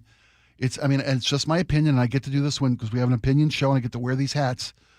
It's my opinion that this administration sees the writing on the wall. The polling is below, I think these presidents well below 35% approval rating. It is. On the economy, he's underwater on immigration, he's underwater on the war of Iran, never been popular, underwater on the economy. They know they can't win these elections. And it seems that this president is putting in place everything in his disposal, every element of executive power, which has been expanded for this guy by the Supreme Court and from a Congress that will not act as a check and balance against this administration. They're laying the groundwork to not accept the results of election that by all accounts, they're going to lose. Now I have to be careful here. You're a news guy. I know you're not. As I'm a news guy, and I've got to maintain my ethical, whatever you call it. Just fact check me if I got in that wrong. But I'm gonna throw it out the window. And here's what I really think. No, I can't do that. But what I will say is this in response to that. A lot of the rhetoric that we're hearing from the administration on a federal level is something that we haven't heard in other administrations, and there should be, I think, a caution. I think what you're seeing from states, whether you think they're blue or red or purple or whatever, is caution because of the rhetoric. Because elections are states, are functions of the state, as per the Constitution, of individual states. It's constitutional. It's in the Constitution, right? And so when we're talking about mail-in ballots, law enforcement at polling stations, federal government taking, control of state-run elections, materials and machinery, I think the rhetoric alone is unprecedented and assumes it shouldn't make us think maybe, but it assumes that there should be some reaction, especially from more Democrat driven states, I would think. Governors, attorneys general, you would assume that you would take some measures to safeguard yourself from your own federal government interfering in what is a state right. Yeah, that's just fundamental. And now getting into what you talked about, the theory. I think a lot of people absolutely agree with you, but you don't read districts. It's unprecedented, the rhetoric. You don't read congressional districts that you won 2 years ago, unless you think your policies don't give you the ability to win them again. They're trying to fit the map to fit their if you can agree on anything and you have to be neutral like me, there are different thresholds for everyone, but this threshold is very interesting, isn't it?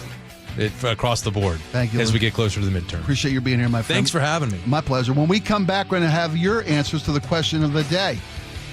Should someone who has served their time for a dangerous crime, even a sex crime, be allowed to be in our communities unmonitored? We'll be back right after these. This hour is brought to you by Insulation Northwest.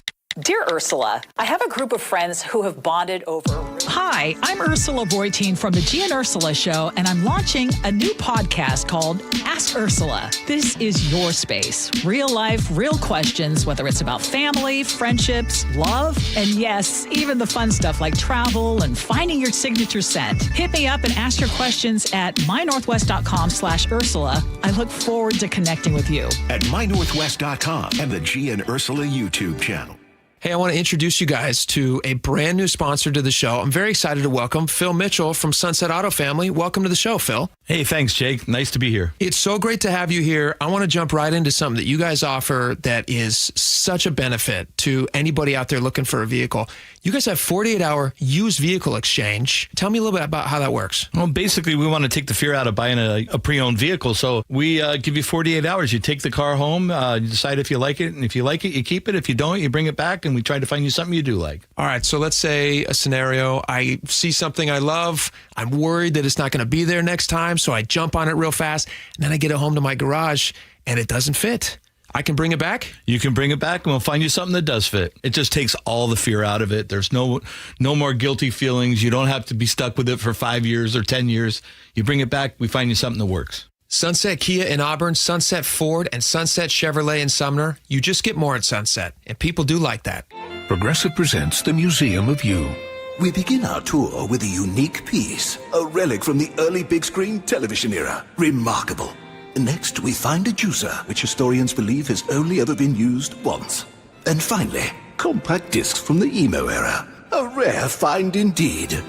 Some things should be history, but until then, you could protect what's important to you and save by bundling your auto insurance with a renter's policy from Progressive. Progressive Casualty Insurance Company affiliates and other insurers. Not available in all states or situations. Finding great candidates to hire can be like, well, trying to find a needle in a haystack, but not with ZipRecruiter. Its powerful technology actively finds and invites qualified candidates to apply to your job. So while other companies might deliver a lot of hay, ZipRecruiter finds you the needle in the haystack. See why 4 out of 5 employers who post a job on ZipRecruiter get a quality candidate within the first day. Try ZipRecruiter for free at ZipRecruiter.com/free. That's ZipRecruiter.com/free. ZipRecruiter. For 250 years, Americans have believed in one powerful idea, that we are meant to live free. Free to work hard, free to move, free to enjoy life without being held back. But if the natural effects of aging are slowing you down, it might be time to declare your independence from aging. John Curley here. Longevity Medical Clinic has been treating the undesirable effects of aging for nearly 30 years. They have more clinical experience with actual patient care than any longevity practice in the country.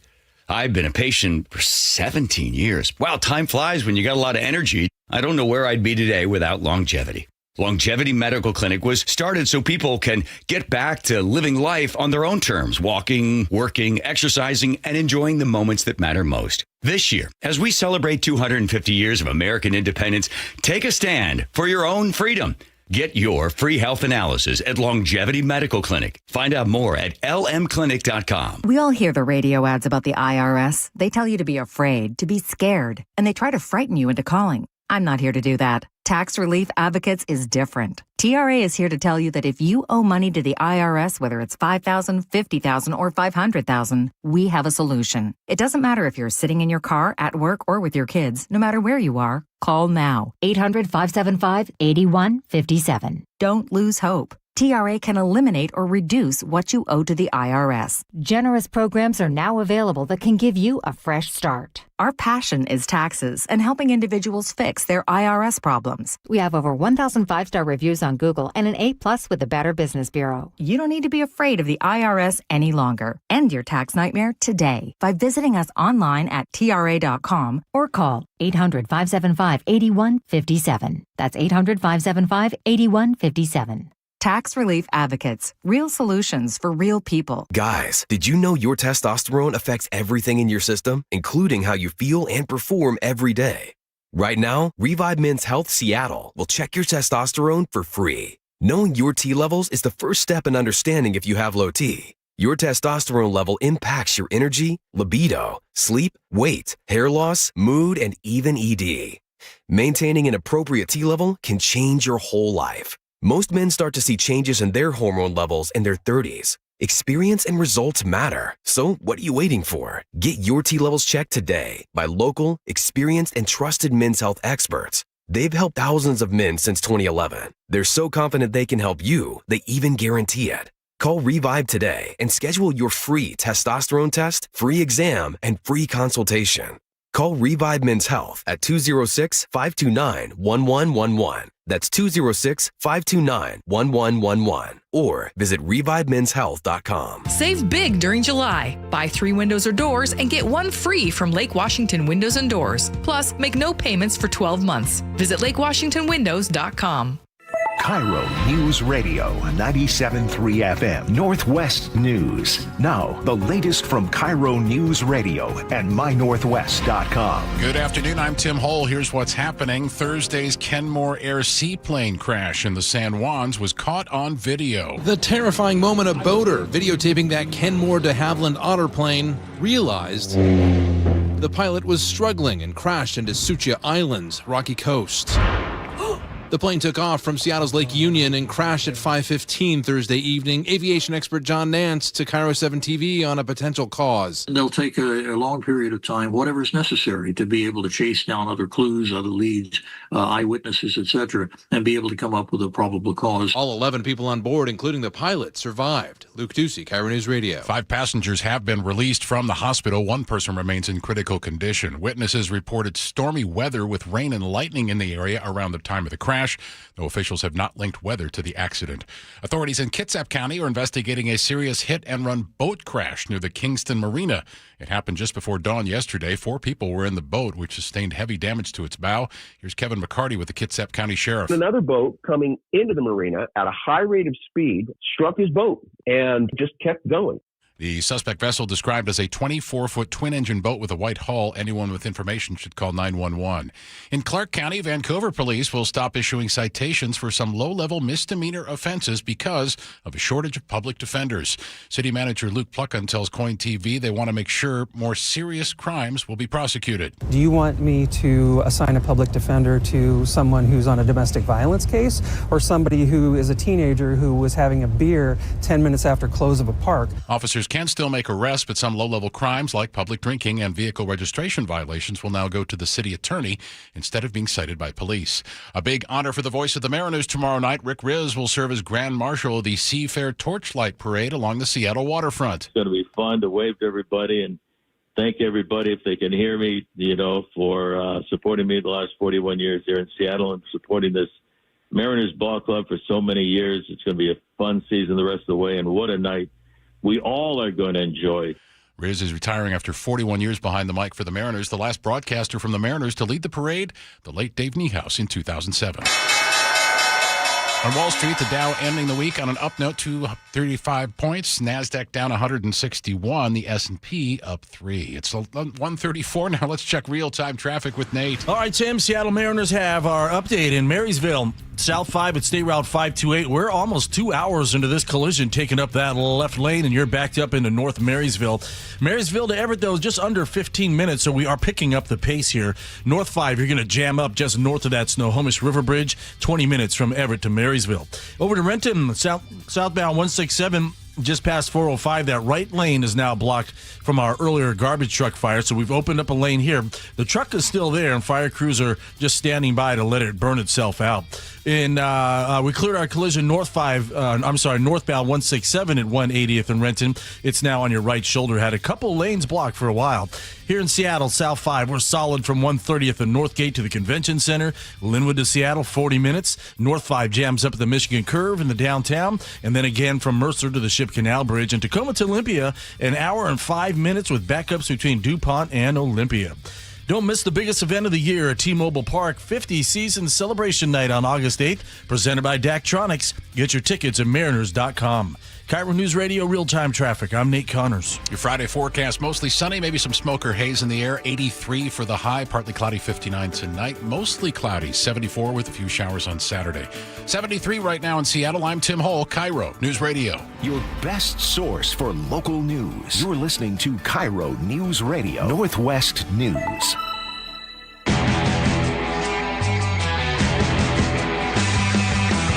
Welcome back to the Jake and Spike Show. I'm Spike O'Neill. Jake Skorheim's taking a day off today to be with family, his lovely missus, and I envy him the time. Not with his missus, I mean just time with family and the ones that you love. Every day on the show, we invite you to take part and give us your opinions, your feedback on the stories that we cover, and we ask a question of the day at the top of every show. We did that today. And here's the story. Let me recap it for you. And if you want to still weigh in, there's time.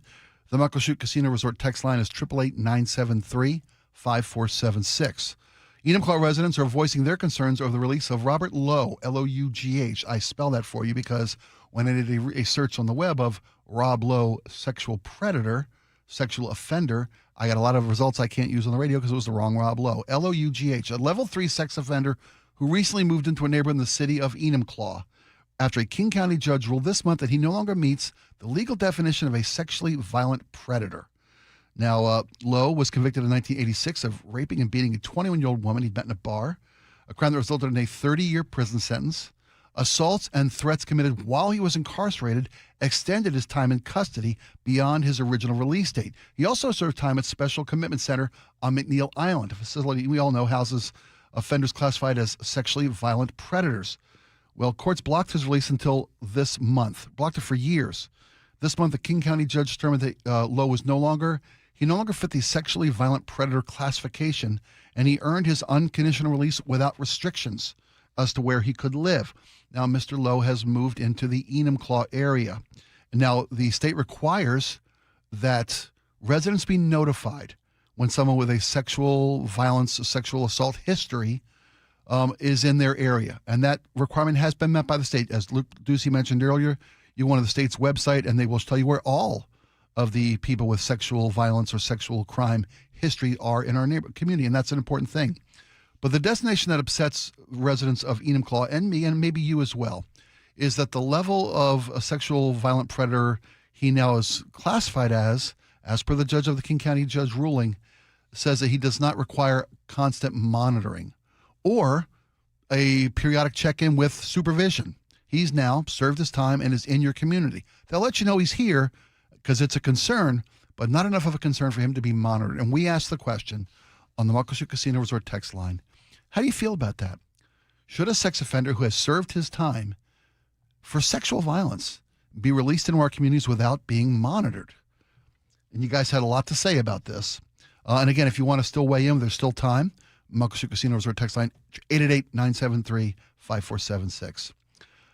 Fernando in Seattle says, I got to say no, because then who's going to be in the next group that is monitored by Big Brother?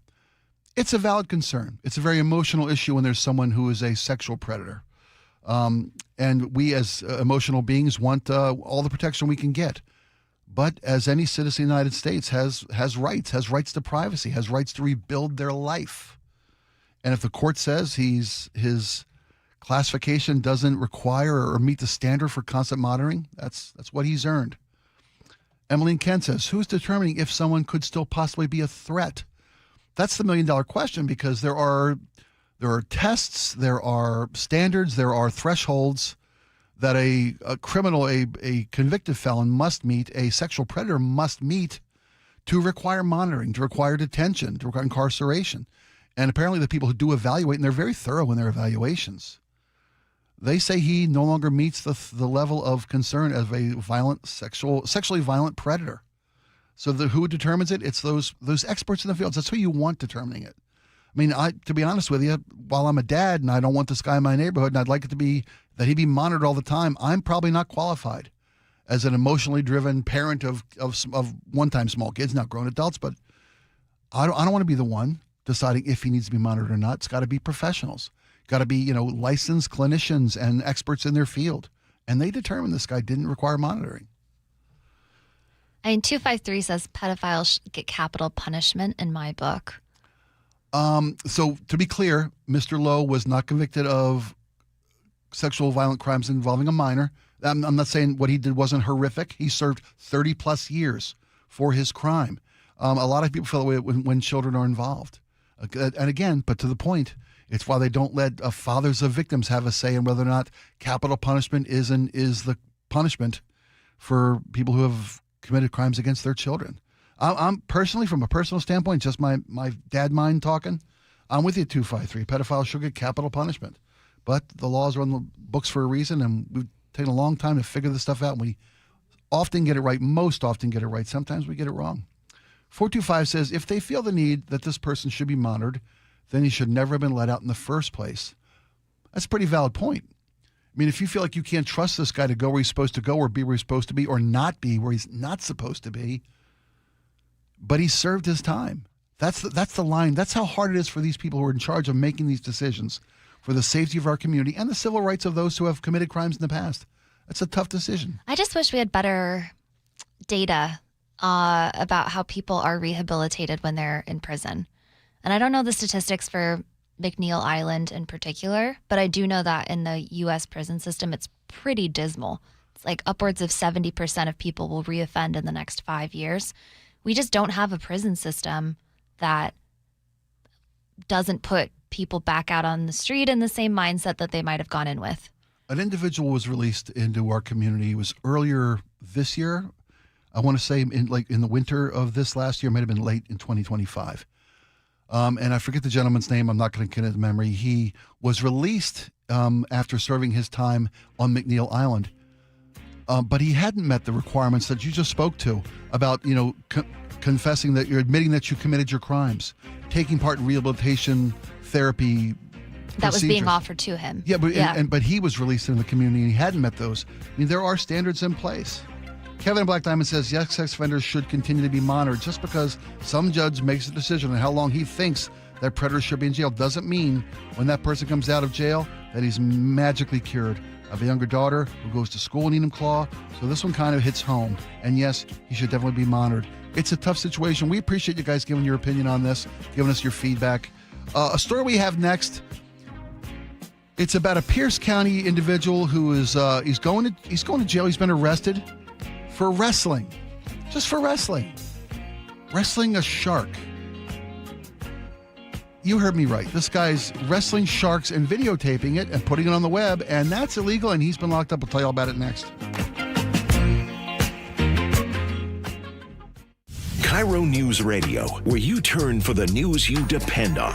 A political shakeup for Democrats that represent Seattle. Traffic. Right now, Auburn to Renton at 25 minutes. That's a good 10-minute delay. Conversation. 3 people on the floor can't cover 20 aisles of plexiglass. They're doing their best. It just doesn't work. And your Super Bowl champion Seahawks. And the party begins. Broadcasting live from the KIRO News Radio YouTube channel. KIRO News Radio 97.3 FM. Here's the deal. The government is over $38 trillion in debt, which means the IRS isn't slowing down. And the tax code is complex and unforgiving. So it's not surprising if you're one of the millions of Americans that owe back taxes to the IRS. Unfortunately, they're the world's most powerful collection agency, with the ability to garnish your wages, seize your bank accounts, and even take your home or business. But don't be stressed or worried any longer. We're Optima Tax Relief, America's most trusted tax resolution firm. We have resolved over $3 billion in tax debt for our clients. Our award-winning professionals deal with the IRS every single day, protecting our clients and preparing them for the best possible resolution. For tax help you need, for tax help you can trust, give Optima a call today. Call 800-343-6460. 800-343-6460. 800-343-6460. Optima Tax Relief. Some restrictions apply. For complete details, please visit OptimaTaxRelief.com. This is Justin Shirley, CEO of State Roofing and Exteriors. Our summertime savings event means 0 down, 0 payments, and 0 interest for up to 24 months, backed by our unbeatable warranties. Call 866-ROOF-ROOF or visit stateroofing.com today. Les Schwab Tires has been proudly serving communities for over 70 years, and we've collected thousands of inspiring stories. Like Kate, who was off on a long road trip with her best friend when the dash lit up like a game show. They find the nearest Les Schwab. Turns out they really needed an oil change. It was done in a flash. Road trip saved. At Les Schwab, we're proud to keep you rolling. Les Schwab Tires. Our greatest story is yours. Stories are composites inspired by real customer feedback. I move mountains for a living. Literally. That means I don't carry hand lotion, and when it comes to serious heartburn, I don't mess around with anything but Rolaids Max Strength. Its dual active formula has 1,500 milligrams of calcium carbonate and magnesium hydroxide that relieves heartburn fast. And the best part? The roll fits right here in my pocket, so I can get back to moving mountains. Rolaids spells powerful relief. 1,500 milligrams is our highest amount of antacid per tablet. Read each label. Use as directed. Keep out of reach of children. Point. Hey, you okay? You don't normally miss those shots. I just haven't been as regular lately, and it's making me feel sluggish. You should try Metamucil. It's been a game changer for me. Metamucil's plant-based psyllium fiber helps trap and remove the waste that weighs you down. Ace, you're moving better than you were last week. Definitely. Metamucil keeps you moving.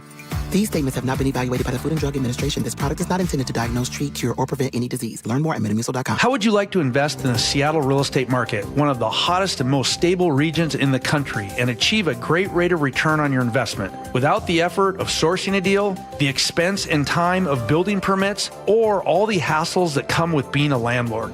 Hi, I'm Scott Rireka, CEO of Legacy Group Capital in Bellevue. Legacy Group Capital develops local real estate, lends money, and shares the profits with our investors. Diversify with Legacy Group Capital. Invest into our Northwest Fund, which is currently delivering 9% on a fixed rate term. It's our flagship fund for 19 years with 0 investor losses. And yes, we do accept IRAs. Find out why 1,300 local investors have invested over $350 million.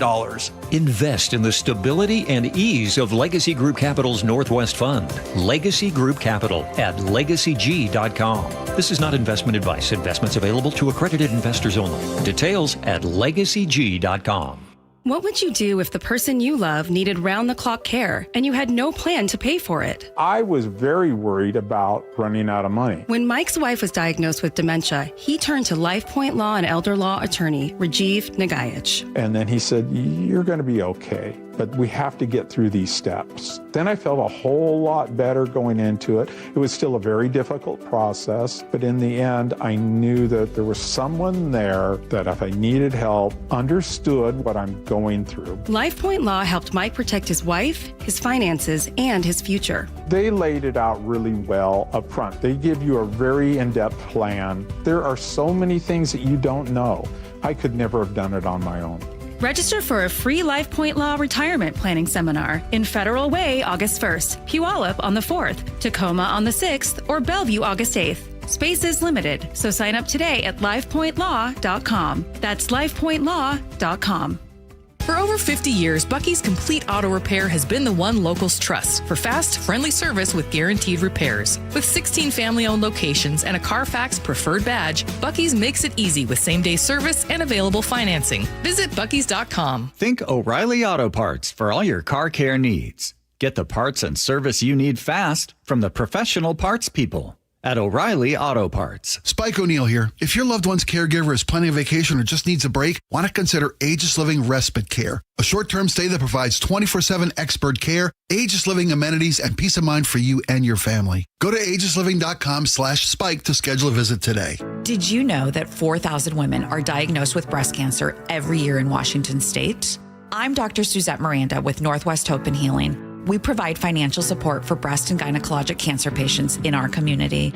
Join us at Life in Color, a summer brunch, auction, and fashion show on August 23rd at the Somme Hotel in Woodinville for an unforgettable afternoon of inspiration. Get your tickets now for Life in Color on August 23rd at nwhopeandhealing.org. That's nwhopeandhealing.org.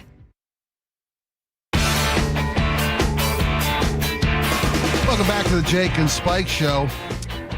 So, this next story, this is where we check our feeds every day, called Feeding Time. And this came up on Laura's feed. Well, what an apt name as well for this story. Right? So give me all I heard you told me what was going on, and you said you shared with the audience. This guy was wrestling sharks and filmed it. Yeah, it was kind of a social media thing. And that's the part that really confuses me, because what he's doing is obviously illegal. He's targeting and catching 6-gill and 7-gill sharks, which, first of all, you're not allowed to do that, like point blank period. But then he's hauling them out of the water, holding them in the air, and then putting all the videos on social media, which is like, dude, like, I get it. Social media is probably the reason why he's doing this, because he's getting views and interest, and he might be getting money from different platforms. It's an insane beast that must be fed. But not the shark. You mean social media? Social media. Yes. Okay. But you've posted all of the evidence of your crime. So Lieutenant Kit Rosenberger of Washington Department of Fish and Wildlife talked a little bit about what this guy was doing to KIRO 7 TV. Targeting these sharks and catching them, mishandling them, dragging them out of the water, wrestling with them.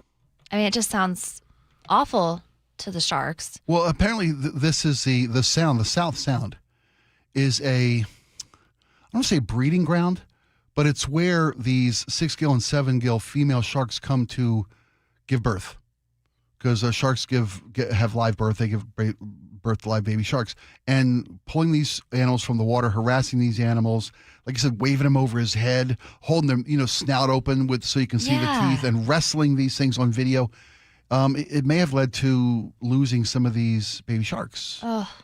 I'm kind of curious. I don't know a lot about populating a social media feed. I'm kind of that's past my era. This is clearly an illegal action, right? This is an illegal activity. How do you monetize illegal content that features illegal actions doesn't social media have boundaries, governing guidelines, restrictions, and rules that prohibit monetizing videos of illegal activities? Yeah, I think a lot of times things sort of automatically are approved and then later demonetized, which would hopefully be what happened with these videos if he was making any money off of doing this. But I don't know. They also have sort of blanket rules for certain things. So I used to run KIRO social media for, like about a year. And I had 2 videos that automatically got taken down. One was a car crash we posted. Everyone was okay. Yeah. A car hit a semi-truck face head on, and it was an insane footage. And the only reason I posted it is that everyone involved walked away, which is sort of a miracle. Yeah, exactly. You wouldn't post something like that if there was a tragedy. And then I don't know if people remember the propane tank that exploded on I-5. Also just fireball on I-5. Sure. Everyone was fine. It was just kind of a cool explosion. But both of those things were immediately taken down from the KIRO TikTok account because they kind of they didn't make it through whatever filters. So there are some filters that are built in on social media. I would think maybe they didn't think they needed a filter for shark abuse. Yeah. Yeah. It's shark abuse. It really is. Well, thanks for clarifying or labeling it. That's what it is. The guy's name is Connor Seifert. He's an Oregon resident. These sharks were taken off of Fox Island down by Tacoma, just past the Tacoma Narrows Bridge. And it's a place where these female sharks come to give birth, and this guy's just abusing animals, and his videos have been pulled. Have his videos been pulled? I believe so. And he is being brought and again, this is all alleged, right? He's being charged with this. Maybe the way he was handling them, the courts will find was acceptable, but to catch them at all is already illegal. I don't think this looks good for Connor. He's being charged with 9 misdemeanor counts of second-degree unlawful recreational fishing and 1 count of false statements to a public servant. That surprises me that there's not animal cruelty involved, that there's not, I don't know. I'm prosecutors. It's interesting what they decide to prosecute or not, right? It's what they think they can get a charge on. No, exactly right. Yeah. We've had numerous cases where why isn't this guy charged with more? Because, to our last topic, experienced people who know the rules, know the guidelines of charging what needs to charge people with crimes. You could charge them with, harassment of an endangered species, or if they're even endangered, or animal cruelty, but it's hard to prove that. Although it's a little easier to prove when someone's posting videos of themselves doing it on social media. Yeah. Thank you very much. Second-degree unlawful recreational fishing. I don't know. What do you think his punishment should be? I feel like it should fit the crime. Wrestle a bigger shark. I don't know. I mean, if you want videos, we'll even let you monetize it. How about that? Jaws remake. Yeah, you and a great white. Yeah. In a cage. 60 seconds. You keep all the money. Shark keeps all the limbs he gets. I think it sounds fair. Cage match. Yeah. Nice. The true definition of a cage match. Folks, when we come back, we will have Friday favorites. That's where we look back at the stories we featured this week and the ones that struck us. They hit our funny bone, struck our heart, whatever it may be. Jake's not here today, and we ask you to chip in with what you thought was your Friday favorite for the week. We'll have that and Laura's favorite, my favorite, when we come back. It's the Jake and Spike Show. Be right back after these. Don't go anywhere.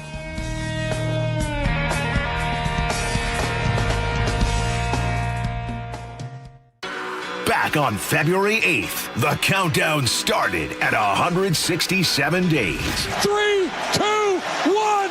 Right after the clock showed zeros. The Seahawks win Super Bowl 60. The champs are back on the field tomorrow when Seahawks training camp begins. We know that we're target number 1 now. The home of the Super Bowl champs. KIRO Newsradio and MyNorthwest.com.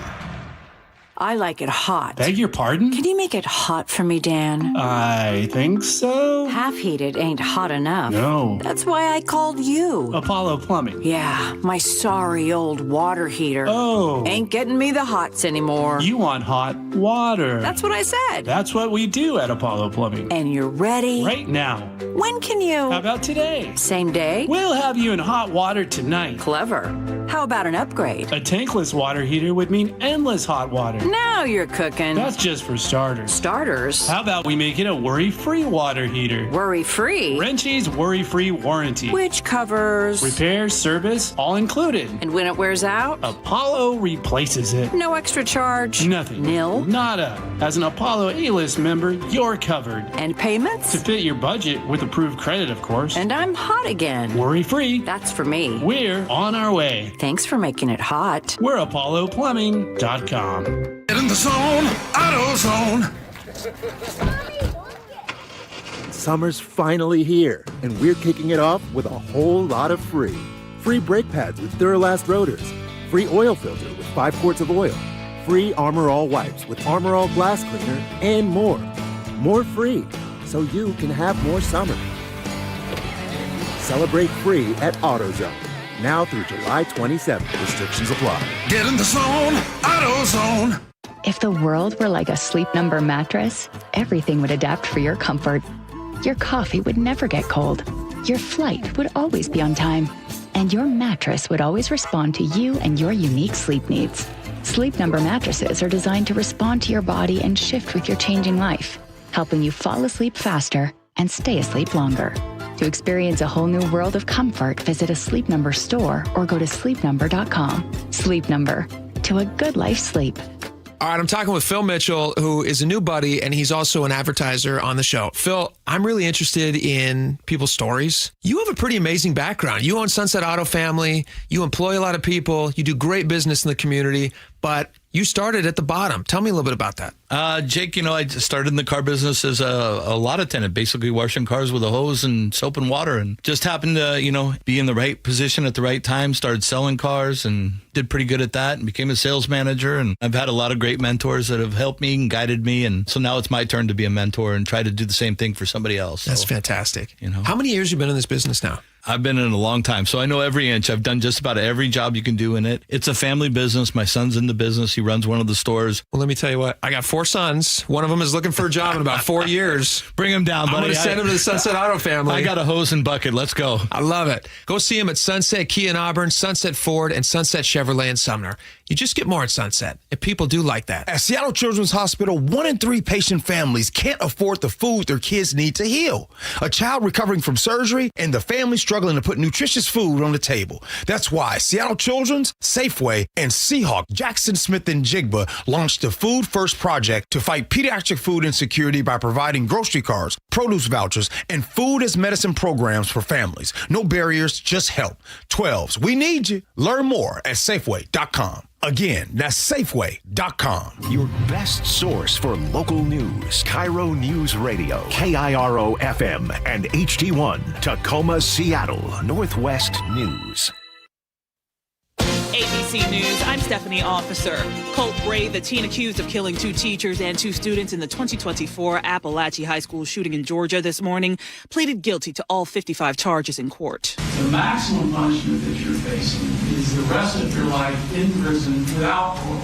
You understand that? Yes, Gray now faces a minimum life sentence. In March, a jury convicted Gray's father, Colin, on charges of second-degree murder and involuntary manslaughter after reportedly giving his son the rifle he later used in the massacre. In a statement today, an Iranian official says that for every Iranian citizen killed in the U.S. attacks, an American service member will be killed. According to the Iranian state media, General Ali Abdullahi says this will be the definitive equation of the battlefield. An update now in yesterday's seaplane crash off Washington state's coast that injured several people. Kenmore Air says the pilot has been released from the hospital. 3 passengers remain hospitalized. This is ABC News. A former NFL quarterback is in hot water after an arrest last night, accused of driving under the influence. Former Dallas QB Tony Romo was arrested just after 6:15 Thursday evening in Milwaukee. A county sheriff's office arrest detention report states Romo performed poorly on standardized field sobriety tests. He was booked and released around 11 p.m. ABC News has reached out to Romo's reps for comment. He's scheduled to appear in court September 21st. R&B singer Nivea has shared her leukemia diagnosis while on an episode of the online series Cadillac Chronicles. In a statement, the 44-year-old tells ABC News she was diagnosed earlier this year and is grateful it was not blastoma, which would have meant chemotherapy. Nivea adds she is maintaining a positive attitude and gratitude and is glad she's able to continue raising her children and following her first love, which is music. I'm Stephanie Officer, ABC News. At 2:02, we have new information on the massive response after that seaplane crash near Orcas Island. That story coming up. At first, Nate with real-time traffic. This one's brought to you by Seattle Sports. We have a busy Friday afternoon out there. Good news up in Marysville, though. We just cleared our long-term collision, South 5 at 528. South 5 still a little crowded from about 140th to the scene. The North 5, you're going to jam up at the Snohomish River Bridge to the scene. Over to Renton, southbound 167 just past 405. That right lane continues to be blocked from our our earlier garbage truck fire. The truck is still there. Looks like fire crews are just kind of letting this smolder out. South 5 heading into Seattle, bumper to bumper from 130th to Northeast 50th, where we have a new crash right there in the right center lane. Linwood to Seattle has gone up to a 50-minute commute. North 5 still heavy at the Michigan curve, off and on to the Ship Canal Bridge. Westbound 90 mid-span, you got a stall blocking your right lane. Down in Fife, North 5 at 54th, the crash blocks the left lane. And Tacoma to Olympia, a little over an hour commute with backups between DuPont and Olympia. Download the Seattle Sports app to stay in the know with the latest news, scores, and opinions about your favorite teams. KIRO News Radio, real-time traffic. I'm Nate Connors. KIRO News Radio, 97.3 FM, Northwest News. Now, the latest from KIRO News Radio and mynorthwest.com. At 2:03, good afternoon. I'm Tim Hull. Here's what's happening. We're learning more about the emergency response to the Kenmore Air float plane crash off the San Juan Islands Thursday. The Coast Guard's Northwest Division tells KIRO 7 they were able to send small boats out to the scene almost immediately from their Bellingham and Port Angeles bases. We try to launch within 30 minutes. Usually we beat that. Usually we're pretty fast. Coast Guard Commander Michelle Foster says they also sent larger vessels from Seattle. All 11 people on board the plane survived. Cause of the crash under investigation. It may be cooling down around Puget Sound, but fire danger is increasing across much of eastern Washington. A red flag warning will be in effect all day tomorrow. Affected areas include Spokane, the eastern Columbia Basin, the Palouse, the Snake River region, and northeast Washington foothills. Combination of gusty winds and dry air could cause wildfires to spread quickly. Meantime, evacuations have expanded as firefighters continue battle the railroad fire in Grant County. It's burned more than 1,400 acres, 7 homes destroyed, roughly 280 households without power. Level 3 go-now evacuations remain in effect for the towns of Beverly, Schwana, and parts of Lower Crab Creek. A new Level 2 Get Set evacuation covers areas east of there, further from the Columbia River. Investigators say that fire started Wednesday night near an old railroad bridge. Seattle's fire chief says there will be no exceptions to a no recording policy for the department's proposed drone program, even if a drone captures evidence of a crime. The department wants to launch drones from 3 fire station rooftops starting next year to give crews an aerial view of fires, rescues, and hazmat calls. At a community meeting on Friday, Chief Harold Scoggins said if you record one thing, then you'd have to save it. Then you'd have to record and save everything. So instead, who's ever monitoring this tool in the sky with the live feed would see those things, and our arson investigators would interview them based on what they have seen, just like we would do with a firefighter on the ground. The city council would have to approve the fire department's proposal before it could start using drones. Public comment will be taken through August 13th.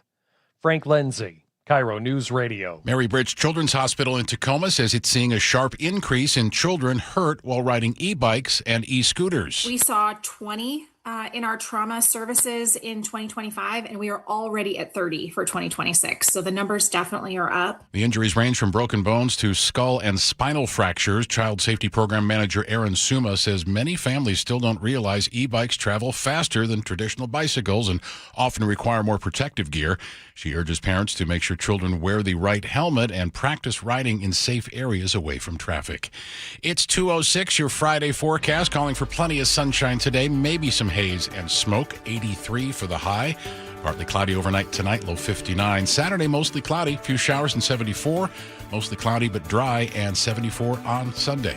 73 right now in Seattle. I'm Tim Hull, KIRO News Radio.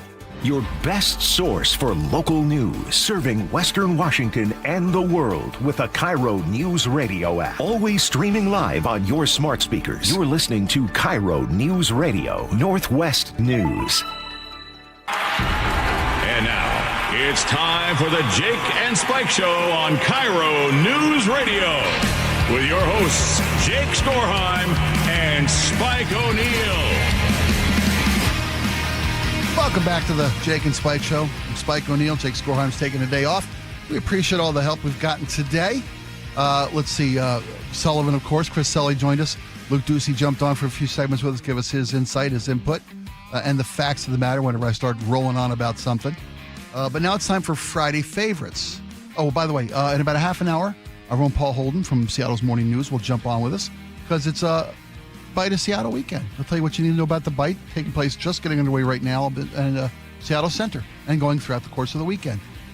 Friday Favorites is where we look back at the week's stories and recap to you what we feel are the stories of the week. And we asked for your input since Jake's not here today. We asked you to jump on the Muckleshoot Casino Resort text line and give us your vote for your Friday favorite story of the week. And while the overwhelming favorite was, of course, Jimothy, we're gonna let that one set aside. We're gonna give him the space and peace and privacy he may never enjoy again. Jimothy, of course, is the short spine syndrome. A veterinarian tried to assess Jimothy's physical conditions. By all now, you know Jimothy. You've seen him everywhere. You probably, like me, ordered the Christmas ornament of Jimothy for your tree this winter. Jimothy is a local raccoon who has a shortened spine and thus a natural deformity and a very unique appearance. He was caught on video about a week ago, a couple of days more than a week ago, and he has literally gone global.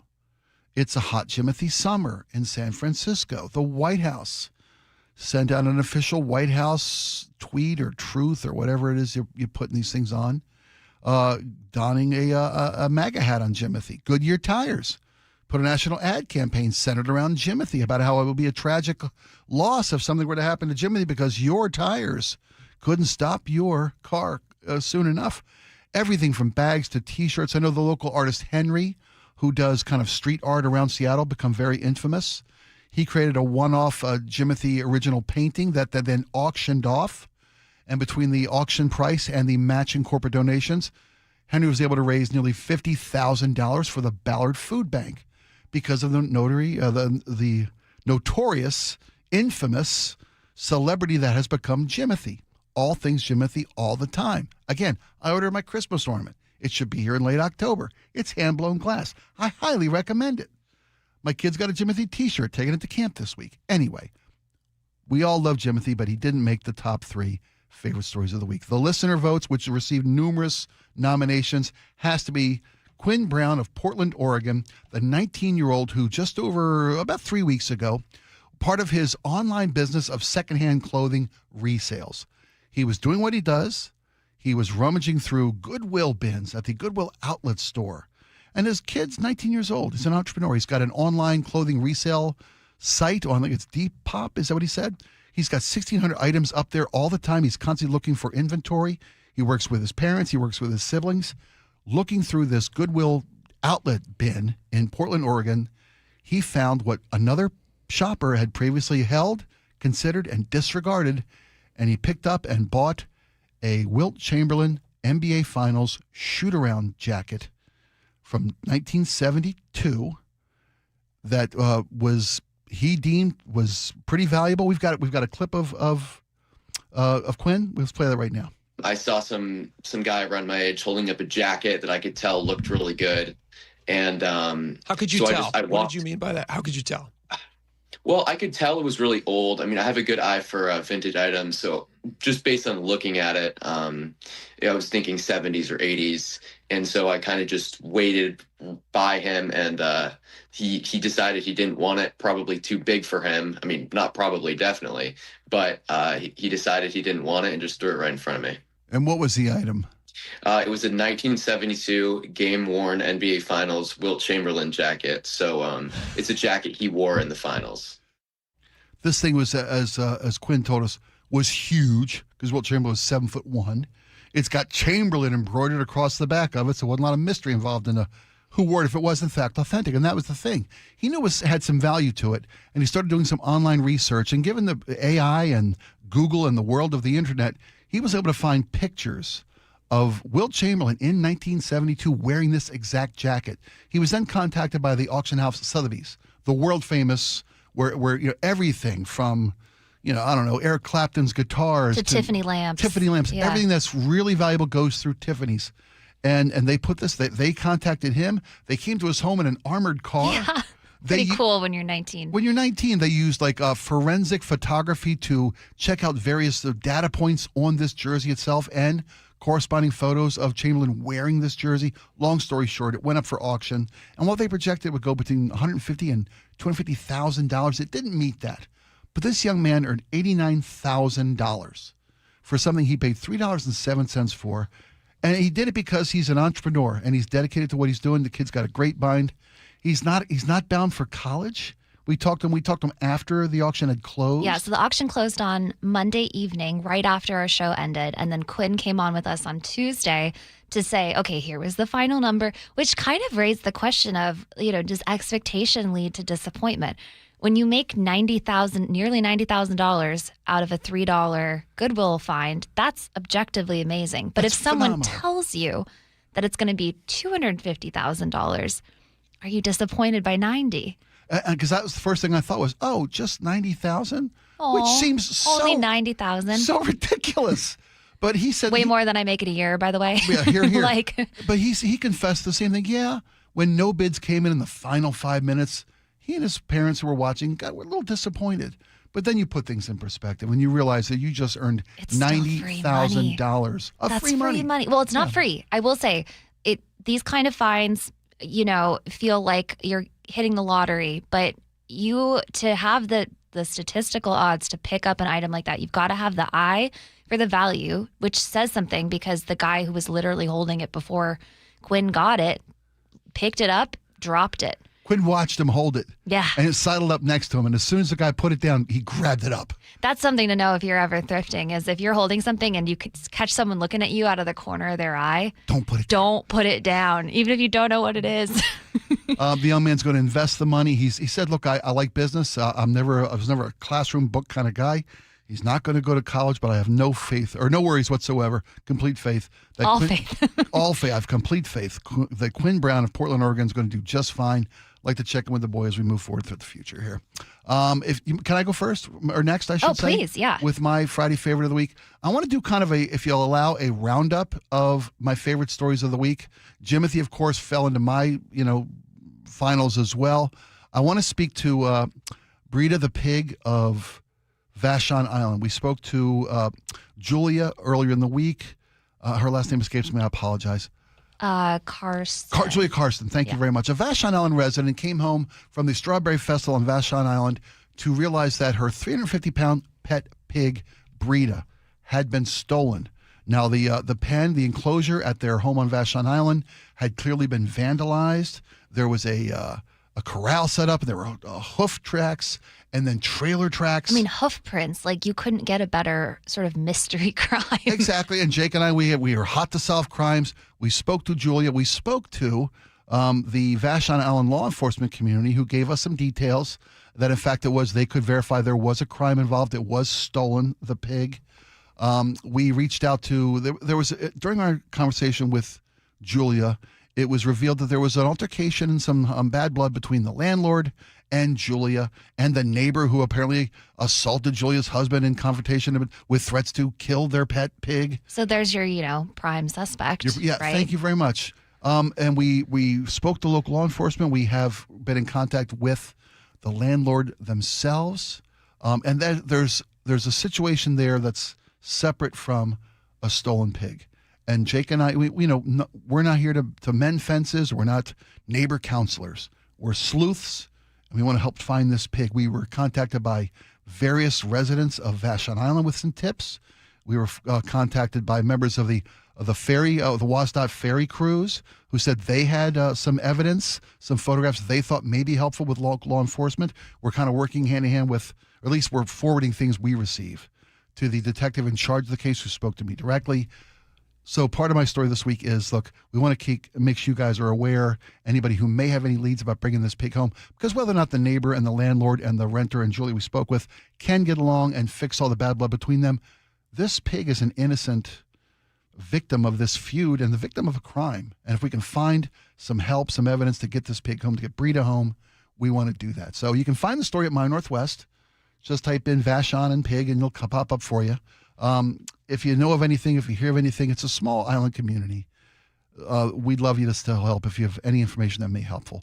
But I really want to focus on Charlie Harger, who I think might need some help. I'm just saying. Charlie's got a couple stories of late that really, I don't know, maybe they worry me a little bit. Read today his story on Jimothy. I think Charlie has come to the realization we all have that Jimothy's star has ascended to the point where it may be about to explode. Jimothy needs some privacy, needs to be just a normal raccoon again. But Charlie's piece yesterday about sea lions, the sea lion community in the Northwest, and it's a story about our salmon industry and their health. Charlie's headline from a day ago, I love sea lions, some of them have to die, or $7 billion in salmon recovery goes into their adorable bellies. Now, that's a great piece of writing. It's a nice headline. People are going to want to read the story, and they should, because there is a $7 billion investment from federal and local resources to help recover our natural salmon industry and habitat with regard to culvers being replaced, with all the things that go into maintaining and restoring a healthy salmon population. What they found is that lately sea lions have been figuring out the process. They camped out at the Ballard Locks. They camped out years ago at the Ballard Locks, but now they come all the way up the Columbia River to the Bonneville Dam. And for what we spend billions of dollars restoring salmon, it can be decimated by just a few hungry and pretty dang smart sea lions who are going up there and just wiping out these fish that are going up river to spawn to maintain the future of these salmon runs. In fact, now Congress is weighing in, because Charlie's not the only one that thinks maybe the sea lions, dealing with them directly, might be a more frugal way to deal with this problem and save our salmon runs. Local Representative Michael Baumgartner of Spokane and Emily Randall of Bremerton have come together to put forth joint legislation to ask the federal government to ease federal restrictions on taking maybe some of these sea lions to help bolster the salmon recovery efforts in the Pacific Northwest. They want to ease where is it here? They want to ease restrictions in the Marine Mammal Protection Act for killing sea lions and seals, noting that maybe it's time that humans intervene to curb pinniped predation. That's the direct verbiage from the legislation. And a pinniped is an animal whose mobility is through flippers. I learn something new every day here. So it's not just, that was my favorite story of the week, is not just the great writing of Charlie Harger, who's always, by the way, always, if you don't read Charlie Harger's opinion pieces on My Northwest, you are missing out. The man is not just a great morning show host, a great newsman, he's a great writer, and I wanted to accentuate that. That's my Friday favorite. That's a great one. I mean, I don't know how I feel about clubbing sea lions, but I do feel good about protecting salmon. Right? And it's sort of a tricky trade-off. It is, and sometimes you gotta do some work to make sure. Oftentimes wolves become predatory with regard to cattle and wildlife in our area, and you have to do some intervention to maintain the balance of nature. When we have disrupted it so. Absolutely so. It's funny, though, when Charlie was talking about the story with us, it was yesterday, I believe, or maybe the day before, and he mentioned back in the 90s, we had this sea lion named Herschel that squatted in the Ballard Locks. And I had to remind Charlie that Herschel was the target of the attention, I should say. Yeah, the target of our morning show when we were at KISW at the time. And that the Bob Rivers Show commissioned a fiberglass orca named Fake Willie that we put in the Ballard Locks. We commissioned from a guy in Scotland who made it for his own salmon farm. And that we made twisted tunes about the sea lions and about Fake Willie and all these things. And we got to share those with the audience. Well, and this leads into my Friday favorite. And I will also say a very close second for audience nominations for their Friday favorite. Jerry and the 206 in particular. The Twisted Tunes, it's so fun to play these, Spike, and I feel like we need to play them more. Every time we play one, the text line is just like, we have to play these more. So I asked you if you had more Twisted Tunes, and you sent me one that I really, really like, and this is like now my Friday favorite story. Let me say this. So before we start, give me the backstory. Yeah. Well, before we say that, most of the Twisted Tunes we made at the various stations we worked on over the last 37 years for me and 25 years with Bob Rivers and Downtown Joe, most of them couldn't be played today. I mean, complete honesty, they were first off, we did a rock radio morning show. And there's a different mentality of a rock radio morning show than there is here at KIRO News Radio. Plus, it was a cruder time. We weren't as woke, and I'm not meaning that as a pejorative. We weren't as sensitive to how this may come across. We said some stuff and we did some stuff. There's some tunes. You got away with a lot. Thank you. We got away with a ton. I'm looking back through the archives of Twisted Tunes today, and I couldn't play you half of these without being dragged in the boss office or maybe shown the curb. But I picked a couple that could still work, and I'm glad you liked them. Yeah, well, this one actually reminded me of one of my all-time favorites, too, which is Spike's Kermit voice.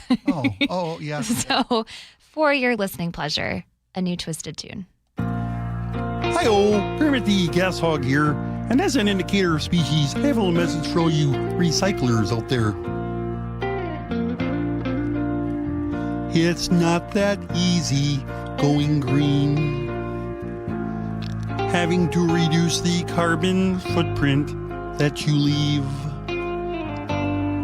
you try to treat the world a little nicer. You reduce, reuse, recycle, and lots of other ecological stuff like that. It's not that easy living green. It costs so much extra for handmade, organic labeled, environmentally friendly things. You have to wear itchy clothes made out of hemp fiber and filter your own urine back into drinking water, which you use to wash and polish the hybrid car that you drive. But green's the hipsterest thing. And green makes you feel cool and trendy like.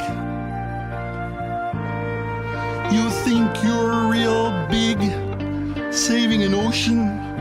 You feel important, preserving the mountains and hugging a tree. If green is what you claim to be, why are you wiping your butt with Charmin Triple Ply? It's a huge blunder down under. You're not green, I'm green. Why don't you stop backfilling my swamp? Anywho. Anyway. Yeah, there was a simpler time. That's. Thank you for liking that. That was cute. Well, it's not easy saving salmon. It's not. Sometimes you have to club a few seals. Right. That still applies today. It's funny. We made a King Trump song. You chose not to play it. That's fine. Back in 2016, when Donald Trump was running for office, we made a parody to the King Tut Steve Martin song called King Trump, and I swear it still holds true today. But that's one of the few we could still play today. But thanks for choosing that. It was nice of you. Yeah, these are so fun. I mean, again, everyone always wants to hear more Twisted Tunes, and Well, I think you should make new ones. I think I should too. I'm coming around to that. I'm coming around to embracing that art. I think we could use it to help carry a message to the audience. And thanks for complimenting my Kermit too. You're really sweet. An important, nice. funny message. Okay. When we come back, it is Bite of Seattle time at the Seattle Center, and our own Paul Holden will tell you what you should not miss out on. We'll be right back. Don't go anywhere.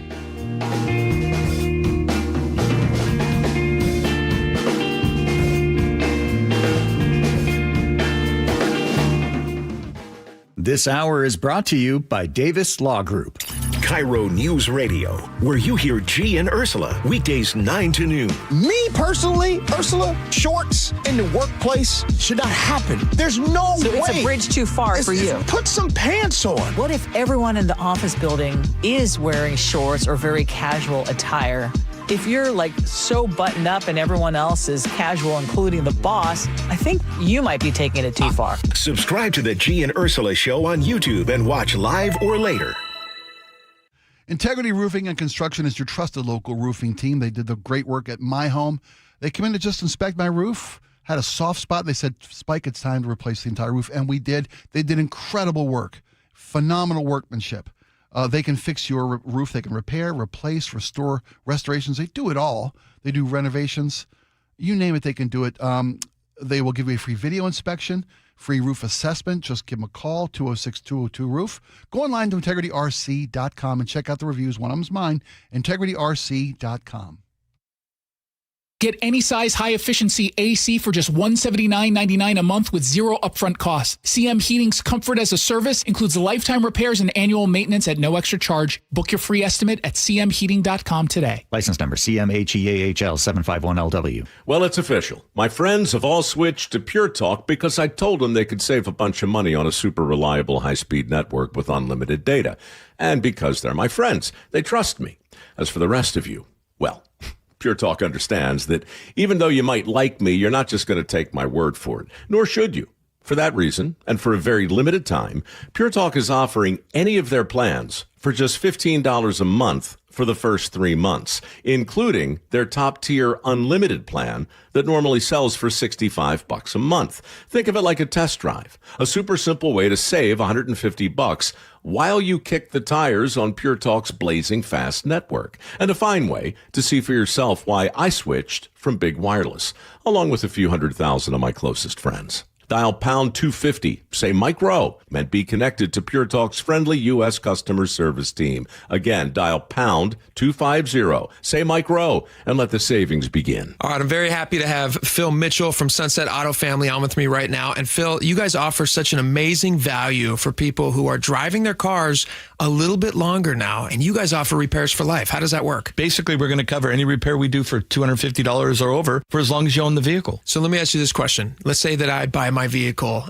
elsewhere. My transmission on my car breaks down. You guys fix it. 10 years later, I have the same problem. You guys are going to fix that again for no cost? That's right. No cost to you for as long as you own the vehicle. So why would you even offer this? This has got to be incredibly expensive for you. You know what? We just want to keep our customers for life. So chances are if we do a repair for life and we take good care of you, you might look us up when you decide to get a new vehicle. And we want to be your lifetime dealer. So somebody really does feel like they're part of the Sunset Auto family. That's exactly right. We want you to be part of the family, and that's why we take good care of you. Oil changes for life, warranty protection for life, and repairs for life. Only at Sunset Kia in Auburn, Sunset Ford, and Sunset Chevrolet in Sumner. You just get more at Sunset, and people do like that. Guys, did you know your testosterone level impacts your energy, libido, sleep, weight, hair loss, mood, and even ED? And right now, Revive Men's Health Seattle will check your testosterone for free. They've helped thousands of men since 2011 feel and perform better. They're so confident they can help you, they even guarantee it. Schedule your free testosterone test, exam, and consultation today. Call 206-529-1111. That's 206-529-1111. Or visit ReviveMen'sHealth.com. I like it hot. Beg your pardon? Can you make it hot for me, Dan? I think so. Half heated ain't hot enough. No. That's why I called you. Apollo Plumbing. Yeah, my sorry old water heater. Oh. Ain't getting me the hots anymore. You want hot water. That's what I said. That's what we do at Apollo Plumbing. And you're ready? Right now.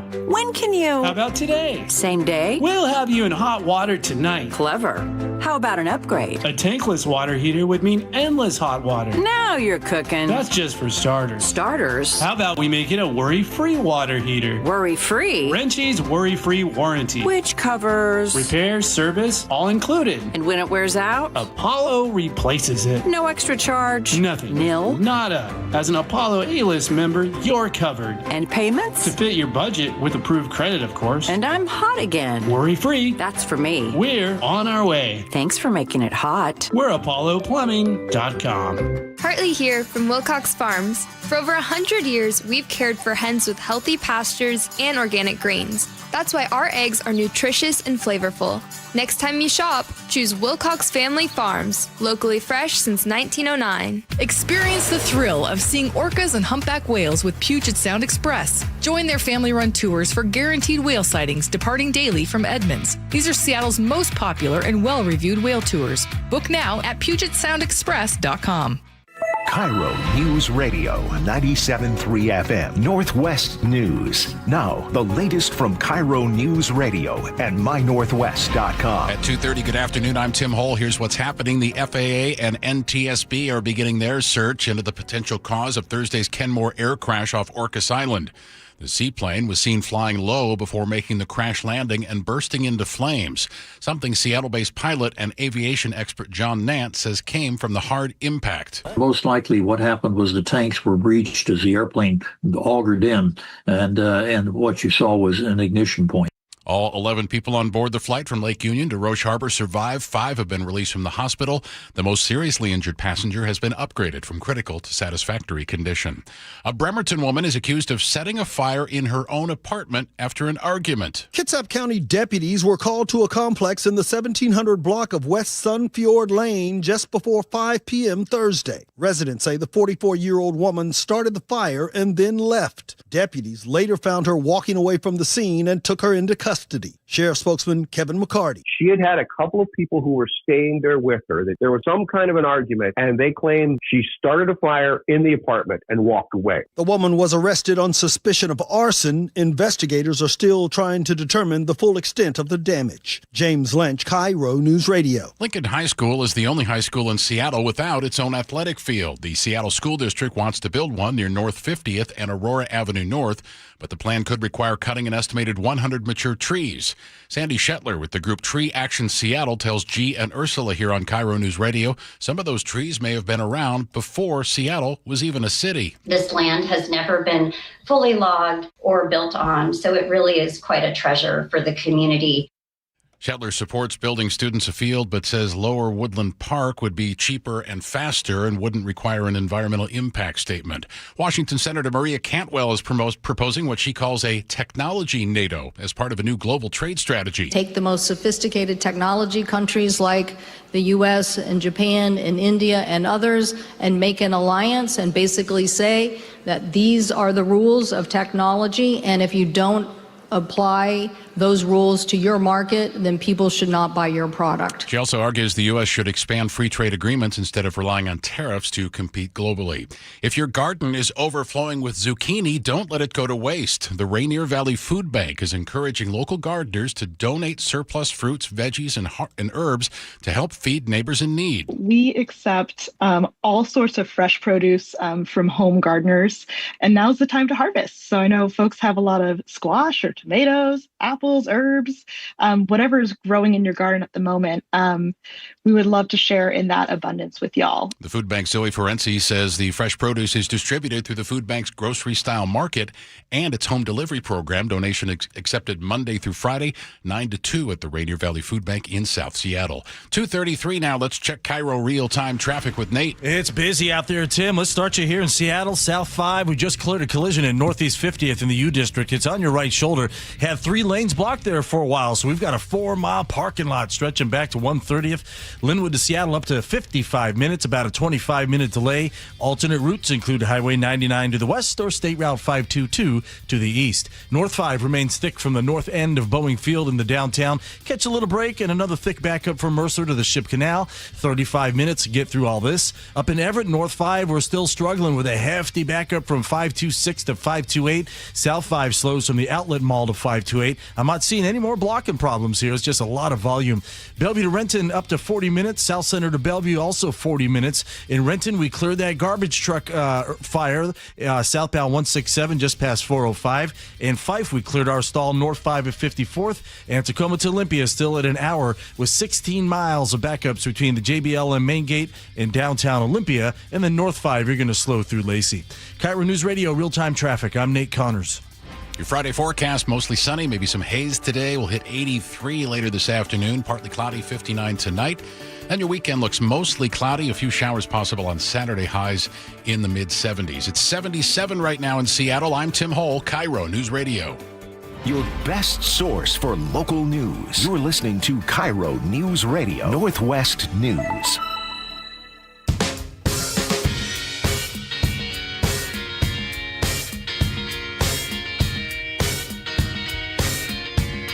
Welcome back to the Jake and Spike Show. The weekend is almost here, and because it's the weekend, we brought in our own Paul Holden from Seattle's Morning News, producer at large.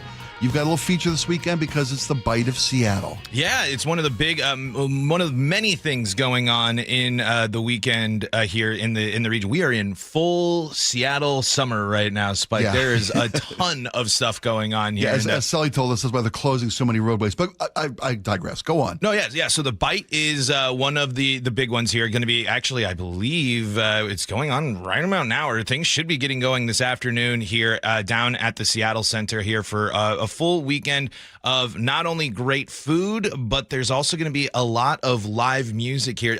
It looks like they really put a lot of effort into the music this year, Spike.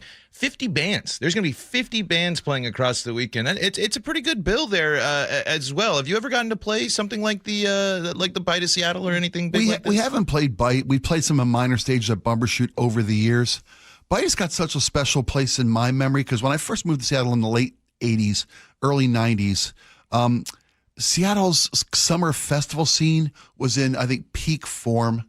And I remember I'd never seen anything like that in my hometown of Baltimore. We didn't have a food festival that was central for the whole city. The beauty of the Seattle Center is that it's literally the whole city and the whole region can come to the center. It's a showcase piece of property. And I got to sample all these different foods. And being from the East Coast, I wasn't yet aware of all the different diversity of menu and palette and restaurants and vendors that Seattle takes for granted sometimes. And I think that's the beauty of the Bite, is that you get to sample all the different cultures and all the different palates that make Seattle what it is. Yeah, there's going to be over 300 different bites that you can go and try, and each vendor is going to have a different in price. Price is always one of the big things that people talk about with the bite. I think it's free to get in, but it's not free to eat, I think is something that's important to know. So when I've gone, I'd say it can trend a little on the pricier side depending on what you go for, but in terms of variety, in terms of options, this is awesome. And you mentioned the Seattle Center.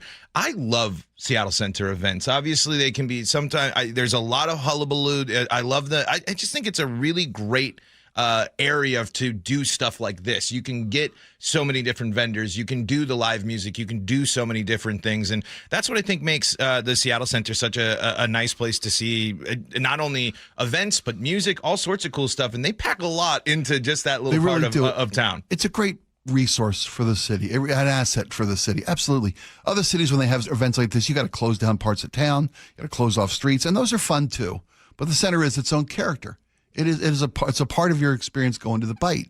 Now, you mentioned like 300 different vendors. Yeah. When I first came to the bite, the beauty of it was you could try a bunch of different little things and sample this, sample that, sample these.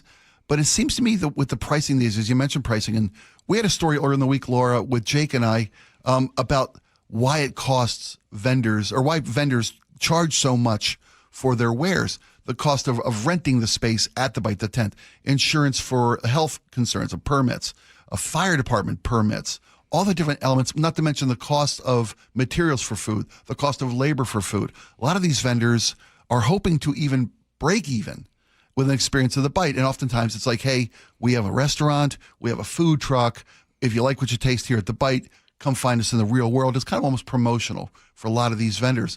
But is there a certain food? You're looking through the menu. I know the website doesn't mention pricing because I was wondering if there's a sort of a special lowered pricing or discount pricing for the Bite of Seattle. But I think competition will help that a little bit. Yeah. You know, when you've got 300 vendors to choose from, you got to be competitive with what you're charging people.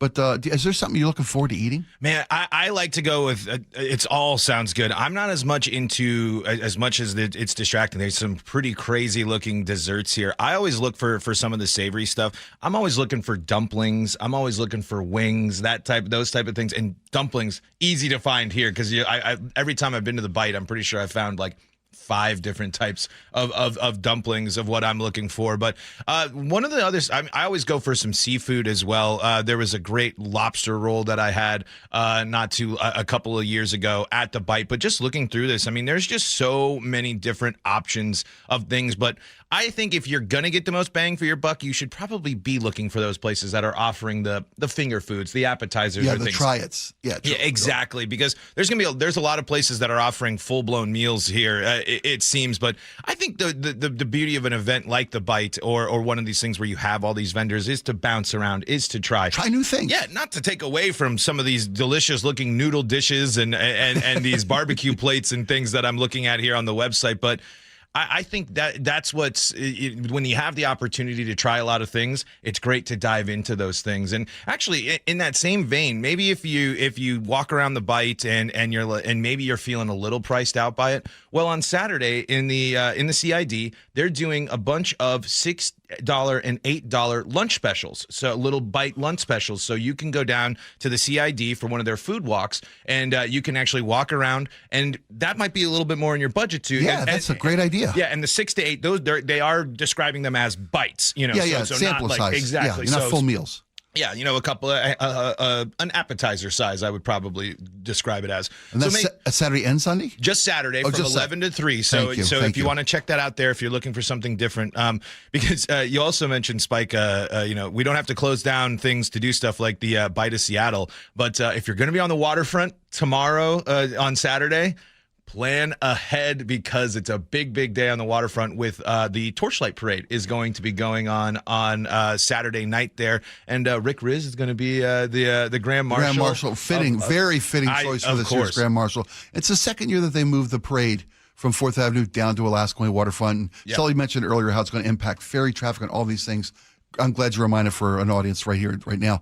So when we go to the Bite, what we try to do, and we haven't gone in a couple of years, but I want to make a point to go. We'd like to take a group of people and then sample a plate. You know, you mentioned that oftentimes there's full meals, and we like to get, you get this, we'll all chew on this a little bit, get a bunch of forks, 1 plate, 5 forks, right? Yeah. And then when you can try 3, 4, 5 different things as a group, but you got to really have good friends that you trust. My family calls it bite for bite. Bite for bite. Okay, there you go. You give me a bite.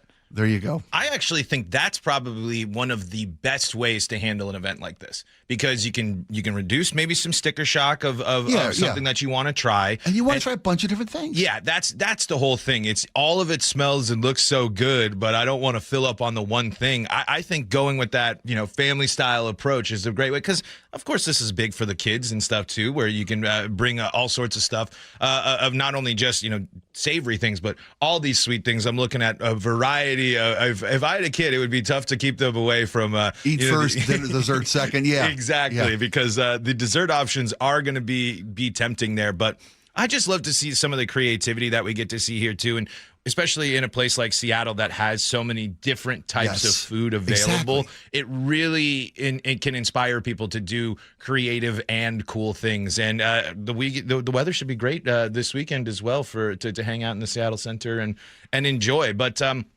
I just can't get over the fact of just 300 vendors. I mean, it's the aromas. You're probably already smelling them in downtown Seattle. When you mentioned that you're a big fan of dumplings, you're a big fan of seafood, it's a great opportunity to find a new place in town. I mean, because if you go there, I want barbecue, I love barbecue, that's great. Right. And you can find a place that maybe you hadn't thought of before that try their stuff and make them a regular dining place in Seattle. I like to go in and try stuff I've never considered trying before. Mm-hmm. I know I like barbecue. I know I like seafood. I know I like dumplings. I found like Ethiopian food one year. Yes. And I'd never tried it before. It's how I discovered Indian food for the first time, was at the Bite of Seattle. The things, kimchi, I'd never tried before. And I found it at the Bite of Seattle. It's a great place to stretch your palate right there at one place. And if you get a whole plate and share with people, if it's not your favorite, other people in the group will like it. Yeah. It's a great way to stretch your palate. Bite of Seattle this weekend is underway already as we speak. Runs through Sunday? Starts. Yeah, it's already underway. Runs through Sunday. Music, food. And no charge of admittance. Yep. Thank you, Seattle. Thank you, Seattle Center. Thank you, Bite of Seattle. Thank you, Paul. Paul Holden. We're just about done for today. We have last call and your text coming up next. It's the Jake and Spike Show. Please come on back. KIRO News Radio, where you turn for the news you depend on. A political shakeup for Democrats that represent Seattle. Traffic. Right now, Auburn to Renton at 25 minutes. That's a good 10-minute delay. Conversation. 3 people on the floor can't cover 20 aisles of plexiglass. They're doing their best. It just doesn't work. And your Super Bowl champion Seahawks. And the party begins. Broadcasting live from the KIRO News Radio YouTube channel. KIRO News Radio 97.3 FM. This is a special alert to all Americans who own a vehicle with less than 200,000 miles with an auto warranty about to expire or with no warranty coverage at all. Due to a decline in the economy, CarShield is announcing a low-cost month-to-month vehicle protection plan that is now available to the public to save any driver out-of-pocket expenses on future auto repairs. Call now to find out how you can pay almost nothing for covered auto repairs. Yes, you heard that correctly. Pay almost nothing for covered auto repairs. An open phone line has been established for all drivers to call for a free quick quote. Call 800-330-8323 now. Drivers who are covered will not have to pay for covered repairs again. This protection plan is at an all-time low. Additionally, drivers who activate this vehicle protection today will also receive free roadside assistance, free towing, and car rental options at no additional cost. Call us for your free quick quote today. 800-330-8323. That's 800-330-8323. What do you have to lose? Call 800-330-8323. Again, 800-330-8323. Now is your time to get into a new D.R. Horton home by taking advantage of its National Red Tag Sales Event going on right now through Sunday, August 2nd. Stop by any of its participating communities and find select Red Tag homes at incredible pricing. So whether you're buying your first home or looking for an upgrade, you don't want to miss the Red Tag Sales Event going on right now. Discover the D.R. Horton difference at drhorton.com. D.R. Horton, America's builder, an equal housing opportunity builder. At Seattle Children's Hospital, 1 in 3 patient families can't afford the food their kids need to heal. A child recovering from surgery and the family struggling to put nutritious food on the table. That's why Seattle Children's, Safeway, and Seahawk Jackson Smith and Jigba launched the Food First Project to fight pediatric food insecurity by providing grocery cards, produce vouchers, and food as medicine programs for families. No barriers, just help. 12s, we need you. Learn more at Safeway.com. Again, that's Safeway.com. I move mountains for a living. Literally. That means I don't carry hand lotion, and when it comes to serious heartburn, I don't mess around with anything but Rolaids Max Strength. Its dual-active formula has 1,500 milligrams of calcium carbonate and magnesium hydroxide that relieves heartburn fast. And the best part? The roll fits right here in my pocket, so I can get back to moving mountains. Rolaids spells powerful relief. 1,500 milligrams is our highest amount of antacid per tablet. Read each label. Use as directed. Keep out of reach of children. Point! Hey, you okay? You don't normally miss those shots. I just haven't been as regular lately, and it's making me feel sluggish. You should try Metamucil. It's been a game changer for me. Metamucil's plant-based psyllium fiber helps trap and remove the waste that weighs you down. Ace, you're moving better than you were last week. Definitely. Metamucil keeps you moving. These statements have not been evaluated by the Food and Drug Administration. This product is not intended to diagnose, treat, cure, or prevent any disease. Learn more at Metamucil.com. All right, I'm very excited to be speaking with Phil Mitchell. He is a new advertiser on the show. He owns Sunset Auto Family. Phil, welcome. Thanks, Jake. I want to talk about something that I cannot stress enough, how valuable this is for anybody who's looking for a car. You guys do oil changes for life. What does that mean? Well, basically, it means if you buy a car that qualifies for oil changes for life, we're going to give you 5 oil changes a year. And they're about $150 now. You know, oil goes up and down, but guess what? We're going to change the oil for as long as you own that vehicle on us. Like you're saying, oil changes are $150. They're even more if you're driving a diesel. And so you hold on to a vehicle for 10 years, that's like $10,000. Oh, it can be even more than that. We've got a guy that's been changing his oil since 1985. He's gotten more oil changes than the car cost, and we're still changing it for him because that's what we do. And we're your lifetime dealer. And this is what people are going to get at Sunset Auto Family. That's right. Great service for as long as you own the vehicle. Oil changes for life. Only at Sunset Kia in Auburn, Sunset Ford, and Sunset Chevrolet in Sumner. You just get more at Sunset. And people do like that. Dr. Mark Wagner has performed over 20,000 stem cell procedures, including mine, at Seattle Sports Regenerative Medicine. And we've interviewed over 100 of Dr. Wagner's patients, and we hear the same things. It changed my life. I'm back to doing the activities I love without pain. It really works. It's remarkable. We love helping people get back to living life to the fullest and doing the things they enjoy most. They also must really enjoy not having the pain and recovery time with surgery. Stem cell therapy is a 60-minute, non-surgical, minimally invasive procedure to eliminate pain, regenerate cartilage, treat tendon and ligament tears, osteoarthritis, and chronic tendinitis. And you only use the patient's own stem cells. That's right, their body's own stem cells. So, whether it's a hip like me, an elbow, shoulder, or knee... Don't forget ankles, wrists, and thumbs. Yep, those patients too. Before choosing surgery, see Dr. Mark Wagner, MD first. Learn more at drmarkwagnermd.com. Progressive Insurance. Progressive can protect your home, auto, boat, motorcycle, ATV, RV, and more. In short, a lot of things. Bundle today at progressive.com. Anthony Hamilton with Tony, live in the Tulalip Amphitheater, Thursday, September 10th.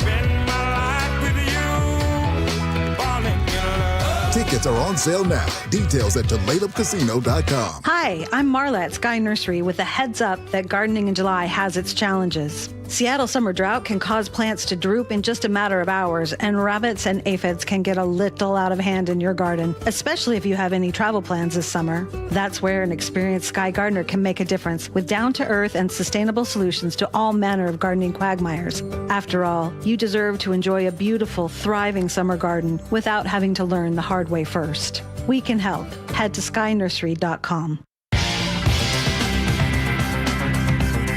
All right, we're back. It's last call. We really do appreciate you guys joining us every afternoon. You can watch us on the YouTube channel, Jake and Spike Show YouTube channel. Get the KIRO Radio app on your phone. Makes it super easy to be a part of this from every aspect. And those of you who text us on the Muckleshoot Casino Resort text line for our question of the day or for just feedback on everything we talk about during the show, we appreciate you too. Let's read back now the best of the text we received today. Laura, why don't you get us started? Yeah, on Bite of Seattle 206 says it's not called the Plate of Seattle. I stopped going 20 plus years ago when vendors forgot this. It can be pricey. Too much food? It really is. Too expensive? Yeah, but as we mentioned with Paul, though, do some family size considerations when you get a big plate of something. And a lot of vendors do offer smaller sampling sizes. That's what I love best about it, is trying so many new things. All right, on Spike and the Impalers, Doug and Puyallup says, Spike, when you guys, the Impalers, coming back to Puyallup? We played there earlier this season. We won't be back this season, probably back next season. We're playing down in the South End, if I might mention, tomorrow night. Yeah. Down at the Muckleshoot Casino. The Impalers are playing tomorrow night. And opening for us, I love to say this, we're being opening before our band, the Impalers, tomorrow night, and they go on at 7:30, is a band called Mini Kiss, and they are internationally famous. They are little people, short-statured, I can't say the M word, a Kiss tribute band of little people. That's amazing. Full makeup, full costume, full-time show. They are international superstars, and we can't wait to see them on stage tomorrow night. On the all-new roundabouts, Julia in the 360, Julie says, oh my God, thanks so much for the tip about buses and semis and roundabouts. I'm now prepared for that scenario. Excuse me. Also, I'd like to offer this tip. If a driver isn't sure where they're going and what they're doing in a roundabout, don't panic. Instead, drive the circle once or twice more as you figure out your next move. See the countryside. I've seen people take laps. It's not a bad idea. Don't feel like you got to get off. Go around again. You'll make someone else giggle, and that's probably worth it. Nice. Tom Burian says, the people who cannot figure out roundabouts, I want you to go home, set your keys on the counter, and walk away. You're done driving. Todd, come on. It takes practice. We all need a little bit of practice. John in the 573 says, at the 145th roundabout, people come to a full stop without a car in sight. Facepalm. They treat it like a stop sign. It's not just the 145th Street roundabout. It's all of them. Yeah, maybe a refresher that course crazy. in what stop and what street signs look like. Yield signs have 3. Stop signs have 8. They have more. They have more than 3. They have more. Let's make it easy. They have more than 3. Right. Yield doesn't mean stop. Todd Needham Claw, I love it. What a great idea to introduce the worst drivers in the country. What a great idea to introduce to the worst drivers in the country. A new concept, a roundabout. It would literally be an entire generation where people are going to figure out what they're supposed to do in a roundabout. My goodness.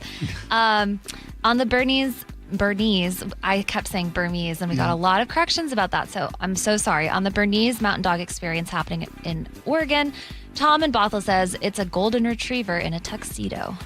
And we got a lot of Bernese, not Burma, Bernese. Thank you very much. From the Bern Mountains in Switzerland, says the 206, not Burmese from Burma. A good fella says it's great therapy to cuddle with a four-legged or even birds, all animals. On smoke from Canadian wildfires, Dan in Marysville says you can't hold Canada liable for the smoke. It's an act of God. The wind blows wherever the wind blows it. Our fire smoke has gone into Canada and our fire smoke has gone into Mexico. So no, Trump is stupid to think he can hold Canada responsible. It's an act of God. Yeah, we got a lot of feedback on my little bit of a rant about the election fraud myth. 253 says, did you miss the news out of New Jersey where they found 6,600 illegal aliens on the voter registration list? No, I didn't miss it, 253. In fact, it was a software error that wrongly designated these 6,600 people as valid voters. The governor found that and removed those names from the voter rolls. This is a system working exactly like it's designed and supposed to work, and no way fraud. All right. Oh, we got one more just now. Joey says, I love going about roundabouts about 5 times and wait for my passenger to say something. Then I laugh and keep going around. Thanks very much, people. We end on that one. Folks, we're done for the day. Thank you so much for joining us. John Curley is up next. Don't go anywhere. Choke Points with Chris Sullivan. With Choke Points, we try to answer listeners' questions. It can be as simple as a neighborhood stop sign, or it can be as big as the budget for transportation. I don't care. I'll find the answer for you. It's really easy to get a hold of me at mynorthwest.com. We have a direct link there that gets right to me. You can also do it in the app. You can hit me up on the text line. Choke Points, presented by Carter Subaru. Tuesdays and Thursdays on KIRO Newsradio 97.3 FM. How would you like to invest in the Seattle real estate market, one of the hottest and most stable regions in the country, and achieve a great rate of return on your investment without the effort of sourcing a deal, the expense and time of building permits, or all the hassles that come with being a landlord? Hi, I'm Scott Rireka, CEO of Legacy Group Capital in Bellevue. Legacy Group Capital develops local real estate, lends money, and shares the profits with our investors. Diversify with Legacy Group Group Capital invest into our Northwest Fund, which is currently delivering 9% on a fixed rate term. It's our flagship fund for 19 years with zero investor losses. And yes, we do accept IRAs. Find out why 1,300 local investors have invested over $350 million. Invest in the stability and ease of Legacy Group Capital's Northwest Fund. Legacy Group Capital at legacyg.com. This is not investment advice. Investments available to accredited investors only. Details at legacyg.com. We all know a cancer diagnosis is physically and emotionally draining, but it can be financially draining too. That's why Northwest Hope and Healing is here to help. I'm Dr. Suzette Miranda, a plastic surgeon who is proud to be part of Northwest Hope and Healing's mission. We provide a lifeline for breast and gynecologic cancer patients. We cover essentials like food, utilities, and childcare so patients can focus on healing. Since the year 2000, we have distributed over $3 million in direct financial assistance to thousands of local cancer patients. And you can make a direct impact. Mark your calendar for Life in Color, a summer brunch, auction, and fashion show on August 23rd at the Somme Hotel and Spa in Woodinville. It's an unforgettable afternoon of hope and inspiration, celebrating local cancer survivors. Get your tickets now for Life in Color on August 23rd. Go to nwhopeandhealing.org to learn more. That's nwhopeandhealing.org. KIRO News Radio has your chance to win 2 tickets to see Aaron Lewis and the Stateliners live at Muckleshoot Casino Resort on Sunday, August 2nd. Go to mynorthwest.com/win for contest rules and your chance to win.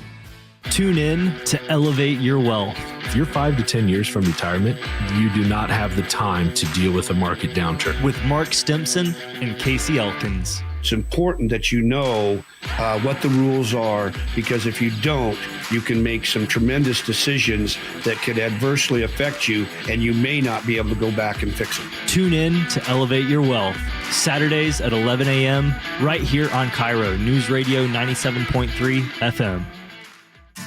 Hartley Wilcox here. Do you know where your food comes from? If it's perishable, you should read the package. Wilcox Farms eggs are locally fresh from Washington. For the freshest choice, choose Wilcox Family Farms. I like it hot. Beg your pardon? Can you make it hot for me, Dan? I think so. Half-heated ain't hot enough. No. That's why I called you. Apollo Plumbing. Yeah, my sorry old water heater. Oh. Ain't getting me the hots anymore. You want hot water. That's what I said. That's what we do at Apollo Plumbing. And you're ready? Right now.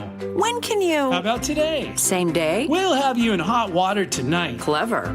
How about an upgrade? A tankless water heater would mean endless hot water. Now you're cooking. That's just for starters. Starters? How about we make it a worry-free water heater? Worry-free? Frenchie's